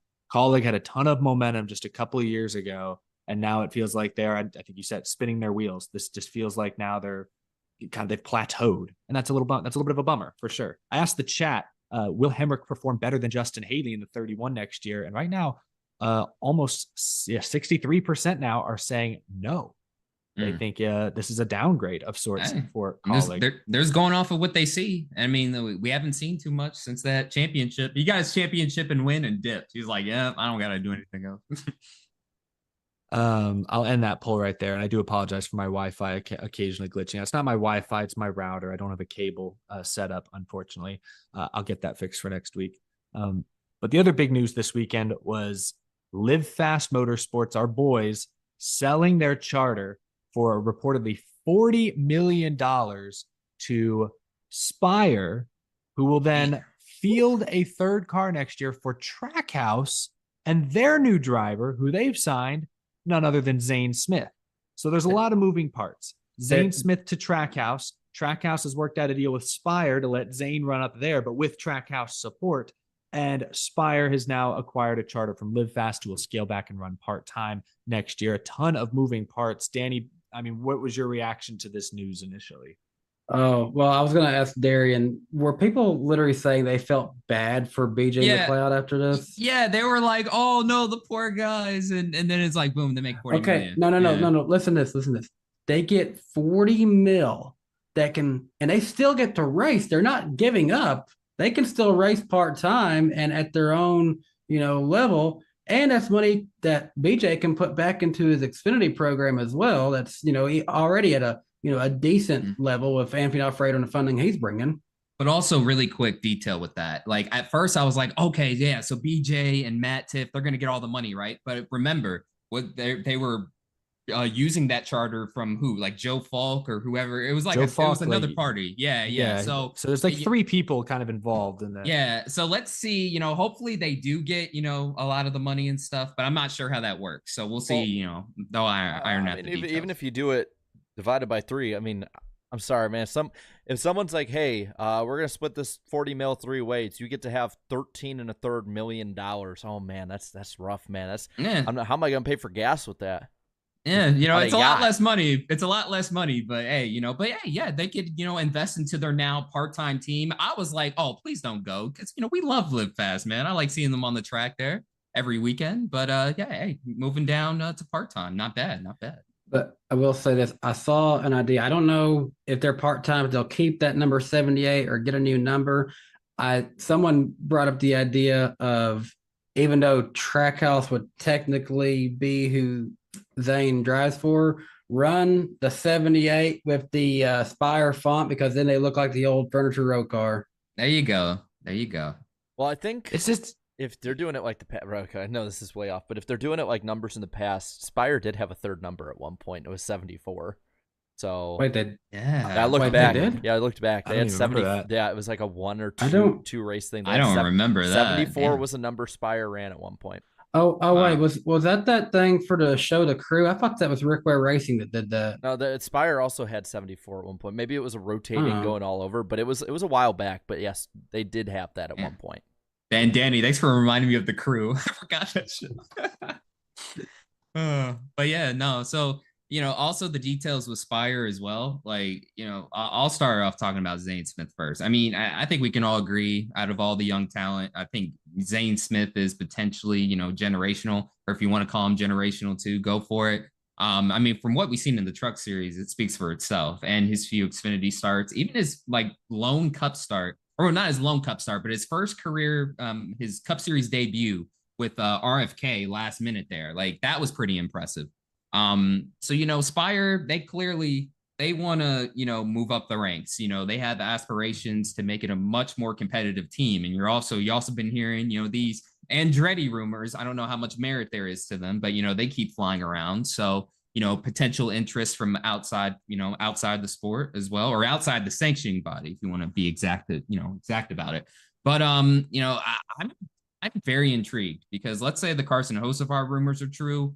You got a veteran driver in LaJoy, Carson Hocevar, who, also a generational talent, and Zane Smith. I don't want to put too much pressure on them, but that sounds like a loaded team, a loaded team. And, there's going to be some hardships, I feel like. I don't think it's going to be a walk in the park, but they're certainly in a lot better situation than they have been. They can finally be competitive consistently. By the way, the Spire 74, I found out, was indeed that crew car. That was not Rick Ware. I thought that was Rick Ware, but that was Spire running the fake steak Chevrolet. good times. Good times. Yeah, I think Zane Smith's a great driver. Trackhouse going out and signing Zane. I mean, they also went out and signed Shane Van Gisbergen, and that was confirmed last week. So now Trackhouse has Ross, Suarez, Smith, and SVG, and they only have 2 charters. They got this deal with Spire for a year, but I just wonder who's on the hot seat in the next couple of years. It's got to be Daniel Suarez, but he's also the guy you built your team around initially. So it's tricky. I respect Trackhouse's sort of methodical way of trying to expand and grow, but at some point, I fear they're going to have to make some tough decisions. And Zane Smith is going to light a fire, honestly, not only under the existing Trackhouse drivers, but also under Corey LaJoy's ass and Hocevar, if he's there. Corey LaJoy is the veteran. And I think for the first time, maybe ever, he's going to have a teammate or two that put pressure on him on a weekly basis. So we'll see how LaJoy handles that, if he's truly legit or if it's kind of been all talk all these years. I kind of add to the Suarez stuff. It has to be him. One, because Chastain has just been 2 years now. I mean, yeah, maybe it's not a trend just yet, but it's looking like Chastain is going to be a playoff guy each year. He's good for at least a win these first 2 years, maybe more. But, they built the team around Suarez. But if Suarez's performance stays in the middle of the road, it's kind of like building a house, and it's a really nice house, but the foundation is starting to crumble.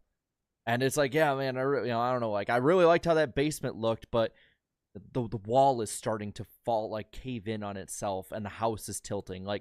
We got to make repairs here. And maybe that's Van Gisbergen. Zane Smith, I mean, I don't blame Zane Smith at all for this. I wanted him to stay at front row, but he would be a fool not to take that kind of offer. And I see nothing at this point but long-term upside for his career because of this move.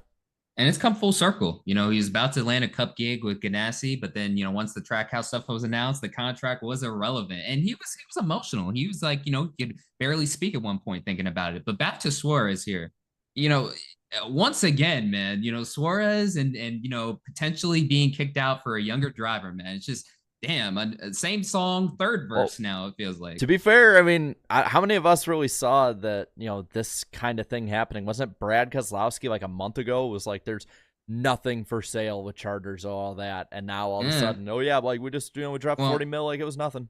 Yeah, well, Suarez, now he's in a pretty tricky spot because it's not like he has the benefit of the doubt, like, oh, he's coming off of a playoff spot, or oh, he nearly won a championship.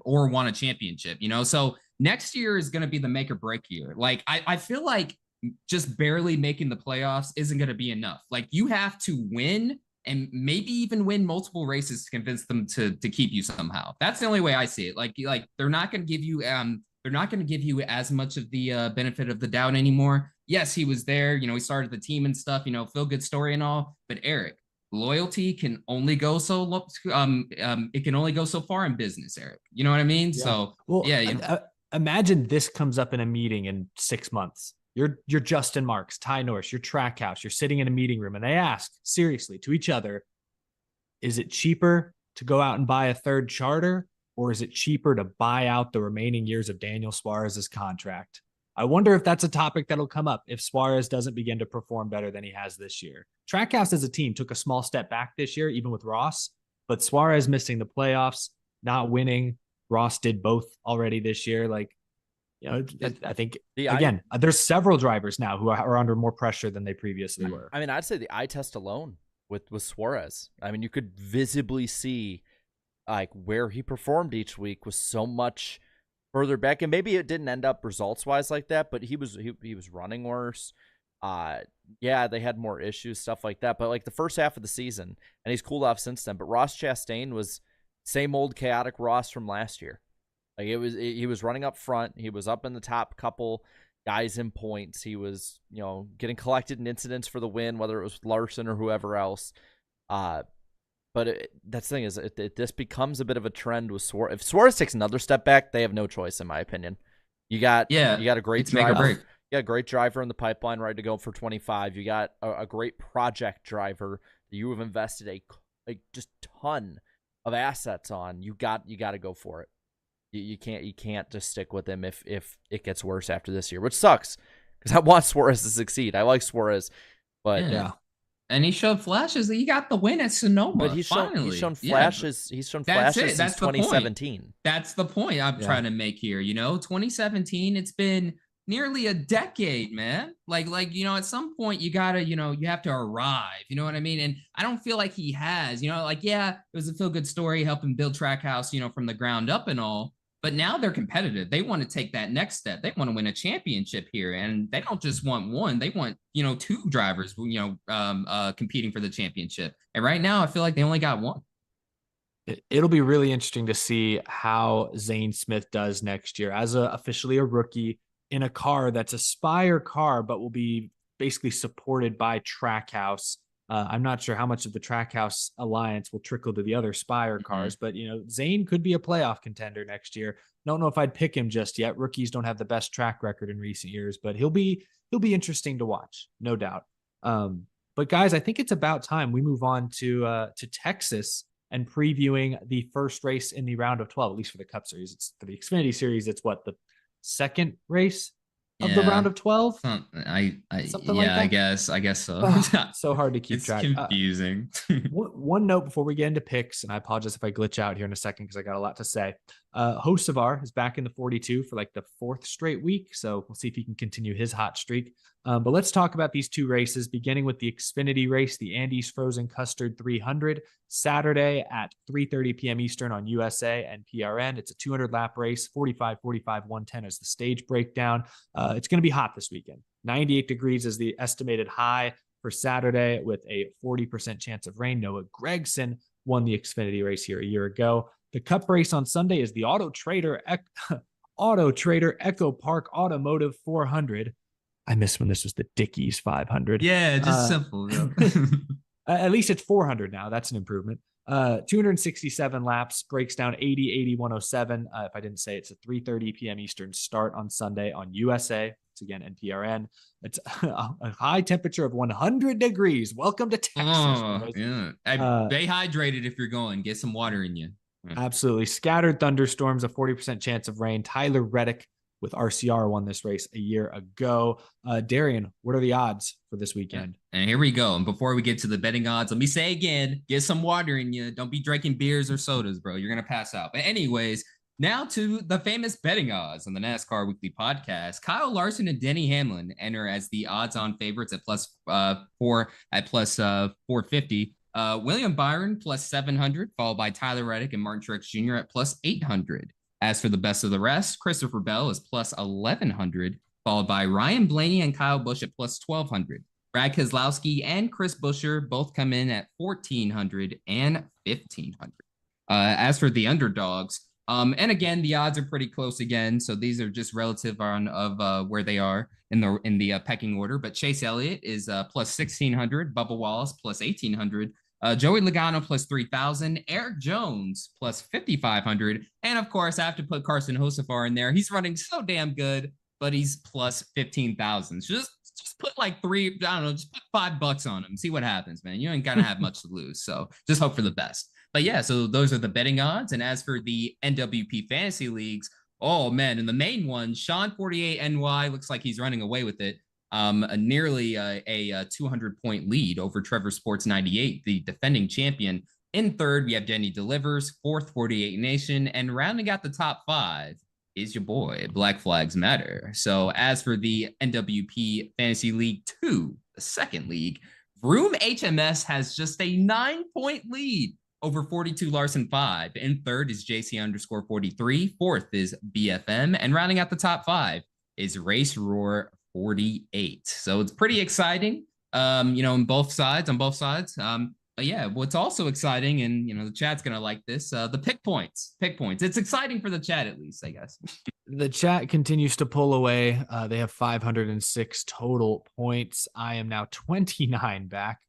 Darian, you're still on the podium, minus 47. Jarrett is minus 54, and Danny brings up the rear, minus 64 points. Just 7 races to go. I feel like, Darian, if we're going to catch the chat, it's go time. We got to go now. We got to go yesterday. Hey, wait, hold on. What about Jared and Danny? They can catch them too, right? They can catch them too. I mean, I'm right behind mathematically, Darian. sure. There's a scenario that exists where it happens, but it ain't happening. We'll see. Don't give up, Danny. Don't give up on yourself. There's a better chance Tennessee goes 11-1 than I went out and win a championship. Oh man. All right. Well, then I guess we go in order. So I'll lead things off with my pick for the Xfinity race. We'll start there. I'm keeping it short, sweet, and simple. Austin Hill gets back on track. This guy's shown up in some races this year. He's in the playoffs. Give me Cole Custer. Let me roll the dice with him. See what happens. Nah, Darren, you should have won 3 weeks in a row with this guy, John Hunter Nemechek. Jumped off the bandwagon too quick. It's fine. I'll probably be back next week. Oh, this is exactly why I'm not changing, because I'm with Eric. I'm going Austin Hill on this one. Chat is almost unanimously picking John Hunter, except for one Anthony Alfredo pick. I respect that. Yeah. But John Hunter Nemechek is the chat's pick.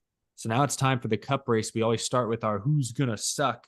And again, I'm trying to feed into my initial playoff predictions. I had Bell out in the round of 12, and a large part of why is I think he struggles at Texas. Again, he blew 2 tires in this race a year ago. It's a different tire combination. I understand that, but I don't know. I think Christopher Bell is going to have a bad race at Texas on Sunday. Something's going to go wrong.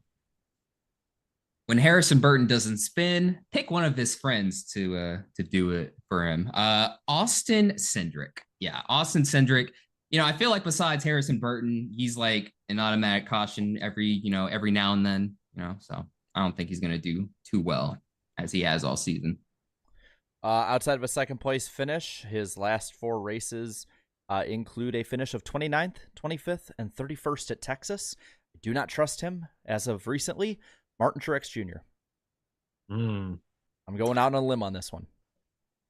And I'm with Darian on this one. Austin Cindric as my suck pick on this one. Part of the reason I've got Blaney even going out of this round, Penske ain't got it, and he's definitely their weakest link. Hard to say who the chat's picking as their suck pick. I mean, a lot of good picks here. They got a few 77s. I'm seeing some Bubbas, though. There are a few Bubbas and some Harrison Burtons. I don't know who would be best to give them. Maybe Might as well. I think you might need to give him Bubba. I think. I don't know. Sure, I give him see. Bubba. Why not? Give him Yeah. give him Bubba Wallace. Yeah. And So, now, next up is our dark horse pick. Yeah. A little more positive spin on things. Screw it. I'm on the bandwagon for this guy, Carson Hocevar. I think he's got a top 10 in him. hey, I'm staying with the Legacy Motor Club, but I gotta pick your boy Eric. Eric, the other Eric Jones, with a K there. Yeah, look, he shows up, man. He shows. I mean, look at Kansas, and I feel like Texas, it's gonna be, one groove track position, and they seem to make some decent strategy calls. And since he's fast, I'm gonna give him, I think, a top 10, maybe even top 5 run for sure. We got to bring it back over to the Hocevar train. Hocevar is the dark horse. Yes, he's done really well, but still, 4 cup starts? I still got him on that dark horse train, though. And I'm going with Carson Hocevar as my underdog for this one as well. I think he can carry through and have another good one. And I'm pretty sure the chat's going with them as well.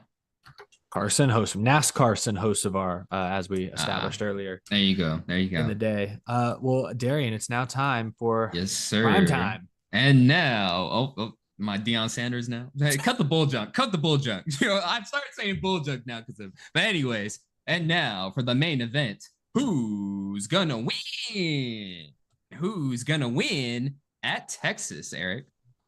Texas is the biggest wild card in this round. Last year, they set a track record for cautions in this race. I keep harping on it. Goodyear is bringing a different right side tire, but I expect plenty of shenanigans. This guy's been a little inconsistent the second half of the year, no doubt, but I expect him to be fast. William Byron gets off to a quick start in the round of 12. I'm going to play it safe here. Again, if Hendrick wins, win number 300. Eric, you think it's going to be William Byron? I think it's going to be Kyle Larson. Talked about it earlier with stats, and stats don't lie either. 8th, 7th, 4th, 6th, 4th. Only driver of the remaining 12 in the playoff field who scored top 10s, top 8s in their last 5 starts at Texas. Runs well at 1.5 miles, even with bad Penske years. I'm going Ryan Blaney. Did you factor in his all-star win in those stats as well? Because you could throw that on top. So I'll throw that on top. He won in the next gen here. I was this Twice. Close. I do not trust that Penske Ford, but hey, that's not a bad He won pick. that race twice. He should have got $2 million. Oh my gosh. I'm riding with Darian on this one. Kyle Larson for me as well. And is the chat. There's a lot of 5s earlier. I think it's still leaning Larson for sure. I didn't expect the chat to be every this other unanimous. every other one is 5. There is someone else. Give him 5. Kyle Larson. Hey, chat. We picked 2 different people, I think, in both races. So this is a pivotal weekend. Could make or break this season. But thank you all for voting. This is not going to help my stance to a lot of people that I am not a Hendrick hater. I'm the only one that didn't pick a Hendrick driver this week. Oh, damn. I swear I don't hate nobody him. picked a Toyota. Hamlin was the best car last 3 weeks. Nobody picked Denny. I picked Bell to suck. You picked Truex to suck. Why are we all hopped off the Toyota train all of a sudden? I mean, we just talked about how Bell put together his first full race in 5 months, and Truex, I think the stats kind of justify it. So Toyota, step it up, man. Prove it. And chat had Bubba to suck. So, man, the Toyota, and not a lot of Toyota love in Texas this time around. Yeah. But I think chat made it easy on us picking Larson. So before we go, we got to get to the remaining super chats. You all have been very generous tonight.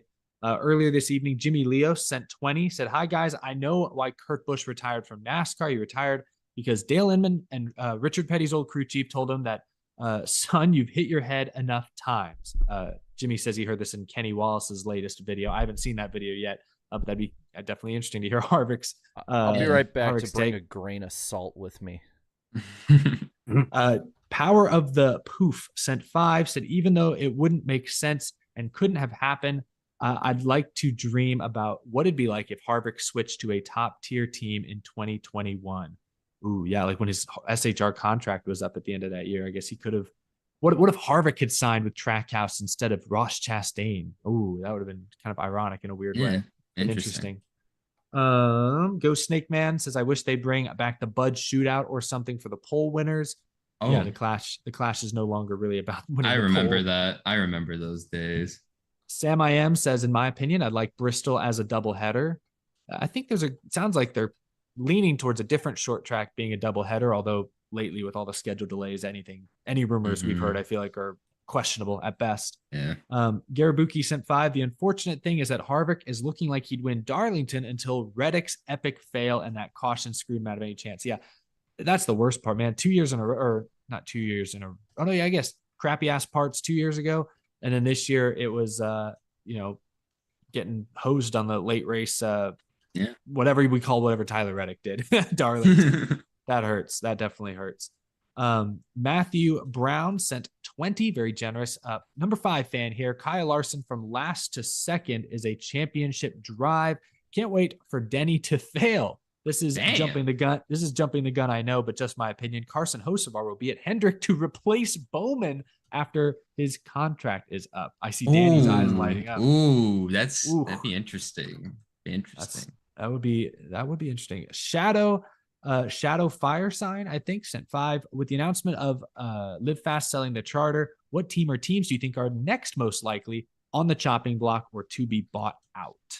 Didn't we hear like Stewart was shopping around on some charters or something? We heard that they might be waiting at least another year until if that's ever going to be serious. I would maybe lean Rick Ware just because of where their charters are at in the running order. I'm not exactly sure how their status will be affected going forward. Like NASCAR, either this year or next at this rate, may have the right to repossess one or both of those charters, which I don't know that they would do, but it could put some pressure on that team to make a hard decision in the near future. I wouldn't be shocked. By the way, I brought my salt shaker. It's a little T-Rex with a bow tie, just so I can. I have a little more than a grain of salt to go off of there. There you go. Jay Booker sent 10. I think the biggest problem with ratings is that NASCAR is too young.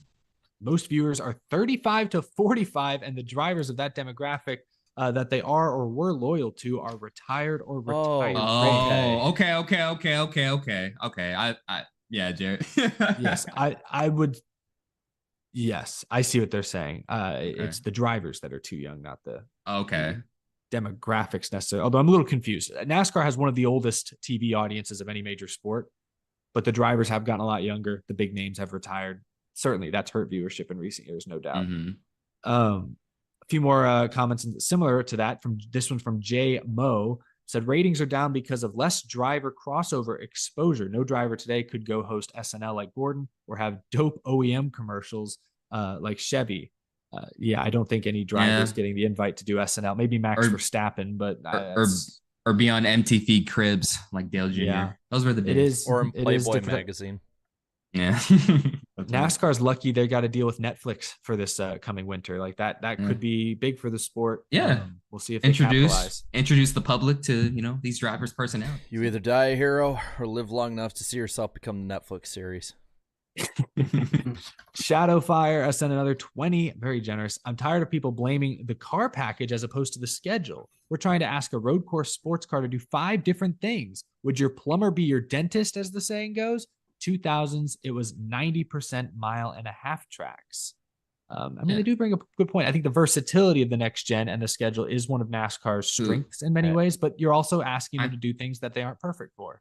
It's so obvious that the short tracks and have been affected. And to some extent the road courses, man, but the ovals are great. I look forward to oval races way more though. There's problems, but there are 2 different reasons for the problems. Like the biggest one for the road course is too damn easy for the car now.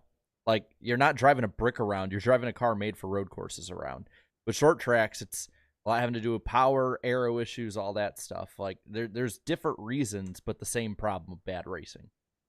Yeah, the only weird thing about this comment is they're saying it's a road course sports car, but yet road courses are arguably the thing it does worse right now as far as just purely entertainment racing. Yeah. Like the mile and a half, which I'd argue this car isn't really built for, is the best style of racing right now. It's the most fun to watch. It's the least complained about. It's probably why. Exactly. NASCAR racing is best when the drivers and cars are uncomfortable. It's best when the car sucks. Yeah, in many ways, yes. Hoosier Film sent 2. If you had to bet MTJ makes it to the Final 4 or out in the round of 12, which is more likely? I think he gets the round of 4. I think that's more likely than a round of 12 elimination. I agree, Eric. I still have even after the first round. The first round was ugly, but I think he'll get through this round. Yeah. Carl Singleton. This was a very dark comment. I don't really want to read it. But just, what are the odds something really bad happens at Texas this weekend? I don't want to think about that. I think NASCAR's track record suggests that the odds are very, very low, thankfully. But we will move off that one. Yeah, 0. Jacob Fairless sent 5. Who wins the most races in their Cup career, Larson or Elliott, assuming they both stay at Hendrick? Larson. This is a spicy debate. Larson, okay. Oh, Larson. I think has Larson, I think Elliott is, who's ahead right now? Is Larson ahead? I'll pull it up right now for y'all. Yeah. It is Well, Larson's at like Larson 22, Elliott 18. There you go. And the chat agrees with me. Chat's going Larson, man. One bad year for Elliott, and y'all are jumping off to Elliott. It's not that. Is that Larson is just he. I disagree, Darian, with your Hocevar generational talent, but Larson is straight up a generational talent. Like, I think he's the greatest talent the sport has had since Kyle Busch came in. I think he is, but I think Chase Elliott, when it comes to just stock car racing, is right on his heels, if not even with him. And I think Elliott will race longer than Larson. I think I said this a couple weeks ago. I think I wouldn't be shocked if Larson retires before he's 40 to go do dirt. Yeah, that's the only way. That's the only way I would see Larson having less wins than Elliott, though. That's about it. But keep in mind, Larson, half of his wins came in one season. So the rest of the time, and I know a lot of it was at Ganassi, but the rest of the time he's been, really good, not spectacular, at least as far as the win category is concerned. Shadow Firestone, another one. Am I alone in thinking Ross could go to Colleague when Zane comes to Trackhouse? Third charter could be for SVG. 40 million could be 80 million by then. Daniel Suarez won't go. Yeah, I think they say Suarez won't go. I feel like they'd have to let Suarez go before they let Chastain go to a different team. Yeah. I think Ross and Suarez both signed multi-year extensions. So I think Ross is there for a while with the sponsorship he's brought in with Busch Beer as well for next season. I think Ross is there for a while. That's a tough one. I don't know. They also asked who does 2311 get for their third and fourth driver? Sorry. They also asked who does 2311 get for their third and fourth driver? I have no idea. Who's Toyota got in the pipeline? John Hunter, will he ever come over? He's going to Legacy. They're a Toyota team now, so they don't need that. Yeah, I don't know, Corey man. Heim, is it Heim time? I don't know. Hell, not now. Sammy Smith eventually, maybe. Yeah, I could see that. He's got the money, the pilot Flying J money. Mm-hmm. Last one here from Shadowfire. Trackhouse is basically a Pitbull company, isn't it? We have to remember the only reason Pitbull is there is Suarez. Maybe Suarez to Xfinity for Trackhouse. I haven't seen Pitbull at the track much been a while. at all this year. Been a minute. Yeah. So he is invested, probably still, but I don't think he's not the owner of the team. It's not his team. It's not his project. But yeah, I don't know. Yeah, I mean, if the performance isn't there, you may just have to risk losing Armando as an investor. Just at some point, the on-track results have to improve if Suarez doesn't start getting it done. Just a couple more. Quick Boomerang sent 10. Are we not addressing Danica's comments? No, we're not. No. Danica's Just Instagram remember story. Sherry. Not worth our time. Remember Sherry. No. That's it. A Prada sent 20. Big fan of y'all. 2 thoughts. With Harvick eliminated, Gordon's 2015 season will continue to be the standard for the best final season in the modern era. Also, Matt DiBenedetto got hosed. He won a race for Rackley and made the playoffs. Again, we don't know what happened behind the scenes. It feels that way on the surface, but DiBenedetto has a history of not ending amicably with the teams he drives for. So I'm not sure what the deal is there. As for the Harvick Jeff Gordon comparison, Gordon making it to the championship for his final season is as close to going out on top as you can be in this sport. So that will be tough to beat for a long, long time, I believe. Couple one, Nash Carson, we now know how to say it, said Eric and Jarrett are in my picture from North Wilkesboro since you guys are why I do YouTube. Thank y'all for everything you do for the fans. That's awesome. That's very sweet. It's great to meet you at North Wilkesboro, Nash Carson. It's always great to put a face to the name as well. We see so many names and folks online. We interact with so many of you guys on the internet. It's so fun at the track to be face to face. So many people introduce themselves, at least to me, as their YouTube username.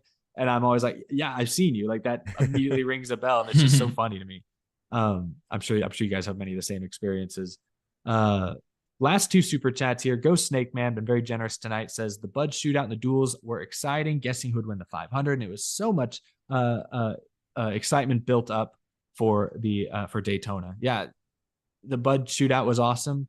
The Sprint Unlimited, whatever it was called, the Clash for a couple of years, the Busch Clash, was fun, but people stopped showing up and people stopped watching on TV. I don't know. It just kind of ran its course, it seemed. Maybe it'll be back there one day, but not next year. We know that much. Last super chat from Grid Flow. Well, this is a spicy one to wrap up with.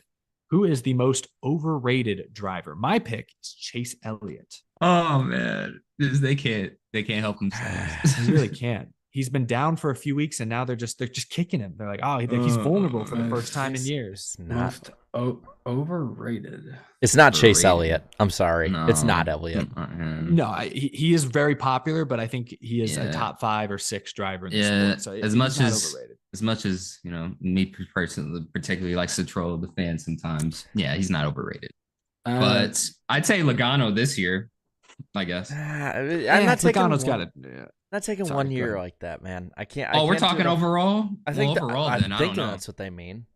Oh well, that'd be different. If I got to go overall, a lot of people might hate this, but I got to go Ryan Blaney because a lot of people think he's instantly like a championship favorite, but he struggles to really get past these first rounds.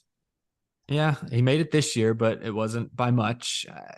He doesn't win as much as his teammates historically. And a lot of us had him out this one. So I mean, people say, oh, he could definitely win a championship. Can he? Would Alex Bowman count just based on where he's driving? He's just sad at this point. I feel like, I'm not gonna go down to depressed Bowman fan levels like you, Danny. I'm gonna actually defend him a little bit here. I think fans honestly underrate Bowman still. Too many fans treat him like, this dude is 2008 Casey Mears. He's not a bum. He's not a bum. Yeah, he's not a bum. Like, if you're talking like fourth driver Hendrick, yeah. But I'd say he's probably one of the best fourth drivers Hendrick's ever had, and that's saying something. Yeah, you got to remember those 3, basically, 2 champions and 1 potential champion in Byron.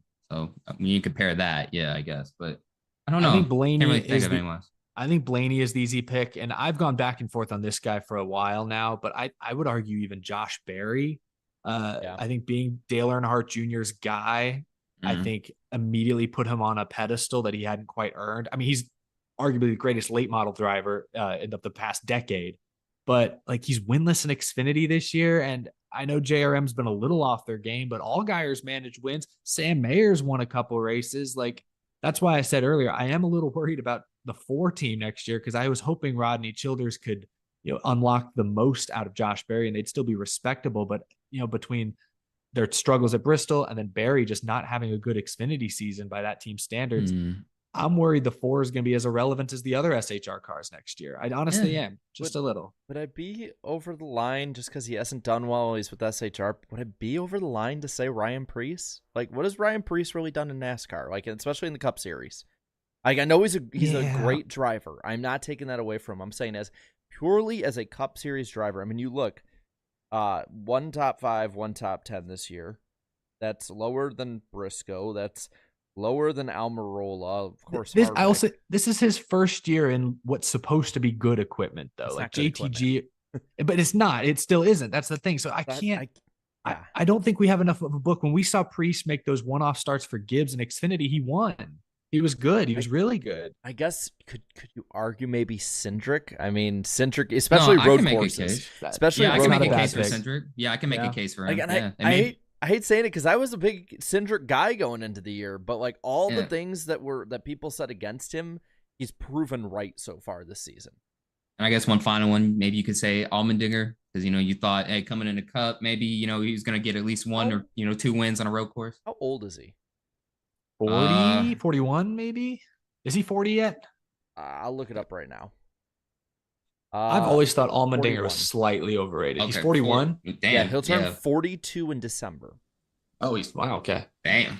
I've always thought Allmendinger is obviously a great all-around race car driver, but I just remember back when he was with JTG, anytime we went to Watkins Glen or Sonoma, Fox or NBC paid so much attention to him. What year was it? Was it maybe 2018, I think, at Watkins Glen, where he had a great race going something, and then he like missed a shift and blew his motor, and it was just so sad. And I thought, man. Chat, confirm this for us. Confirmed if that's the race. And to me, in my head, that sort of just solidified. Like, he's a good road racer, no doubt about it. And I know his cars aren't great, but like, I think he's just a little overrated, even at road courses, just slightly. And I'm guilty of that too. I had him making the playoffs this year because I thought he'd win a road race. Yeah. So, sorry, we went long on that super chat segment. We have one more that just came in, and then we'll wrap it up. Garibuki said, just got to say, I'm loving Hamlin more and more every time he instigates. It's fun, and I get such a kick out of whoever the fans are, usually Hendrick, he upsets. Have I crossed over to the dark side? Maybe. Sounds like you crossed over to the fun side. Actually. I mean, that's I'll say this in the spirit of good Hamlin trolling fun. If Denny wins the championship, I'll wear a FedEx hat the next show. Oh, dude, if Denny wins, his fans, you're never going to hear the end of it. Oh, then as they should. Rightfully so, exactly. Say what you want about Denny. His fans have gotten way more crap thrown at him than honestly I think they deserve. Yeah. That's probably true. Denny delivers. Can you confirm? I'm watching. Yeah. As Shadowfire says in the chat, yes, the dark side does have cookies, so it's not all bad. On that note, gentlemen, I think it's time to wrap up the show just past the 2-hour mark. Next week, Wednesday, September 27th at 8 p.m. Eastern time, we will be on Black Flags Matters YouTube channel. Link is down in the description below. Go subscribe to all of these guys. But that's going to do it for another episode. Y'all, it's been a fantastic week. I'm looking forward to Texas, my home track. And then, yeah, we got Talladega and the Roval to wrap up the round of 12. Wild card round, going to be wild to watch. Thank you all so much for tuning in. We'll see you next week. Goodbye. Can we say the plans from Texas are dumb? Have some fun tonight. Go get us a W. Hell yeah. Ready. What the copy? Right foot down. We had to go for it. Unbelievable, man. Way to keep your head in it. Holy. Oh, boy. Oh, boy. Yeah. What? Yeah. I'm done with it. It's your face. Set sail. Steve, you look beautiful. Look great.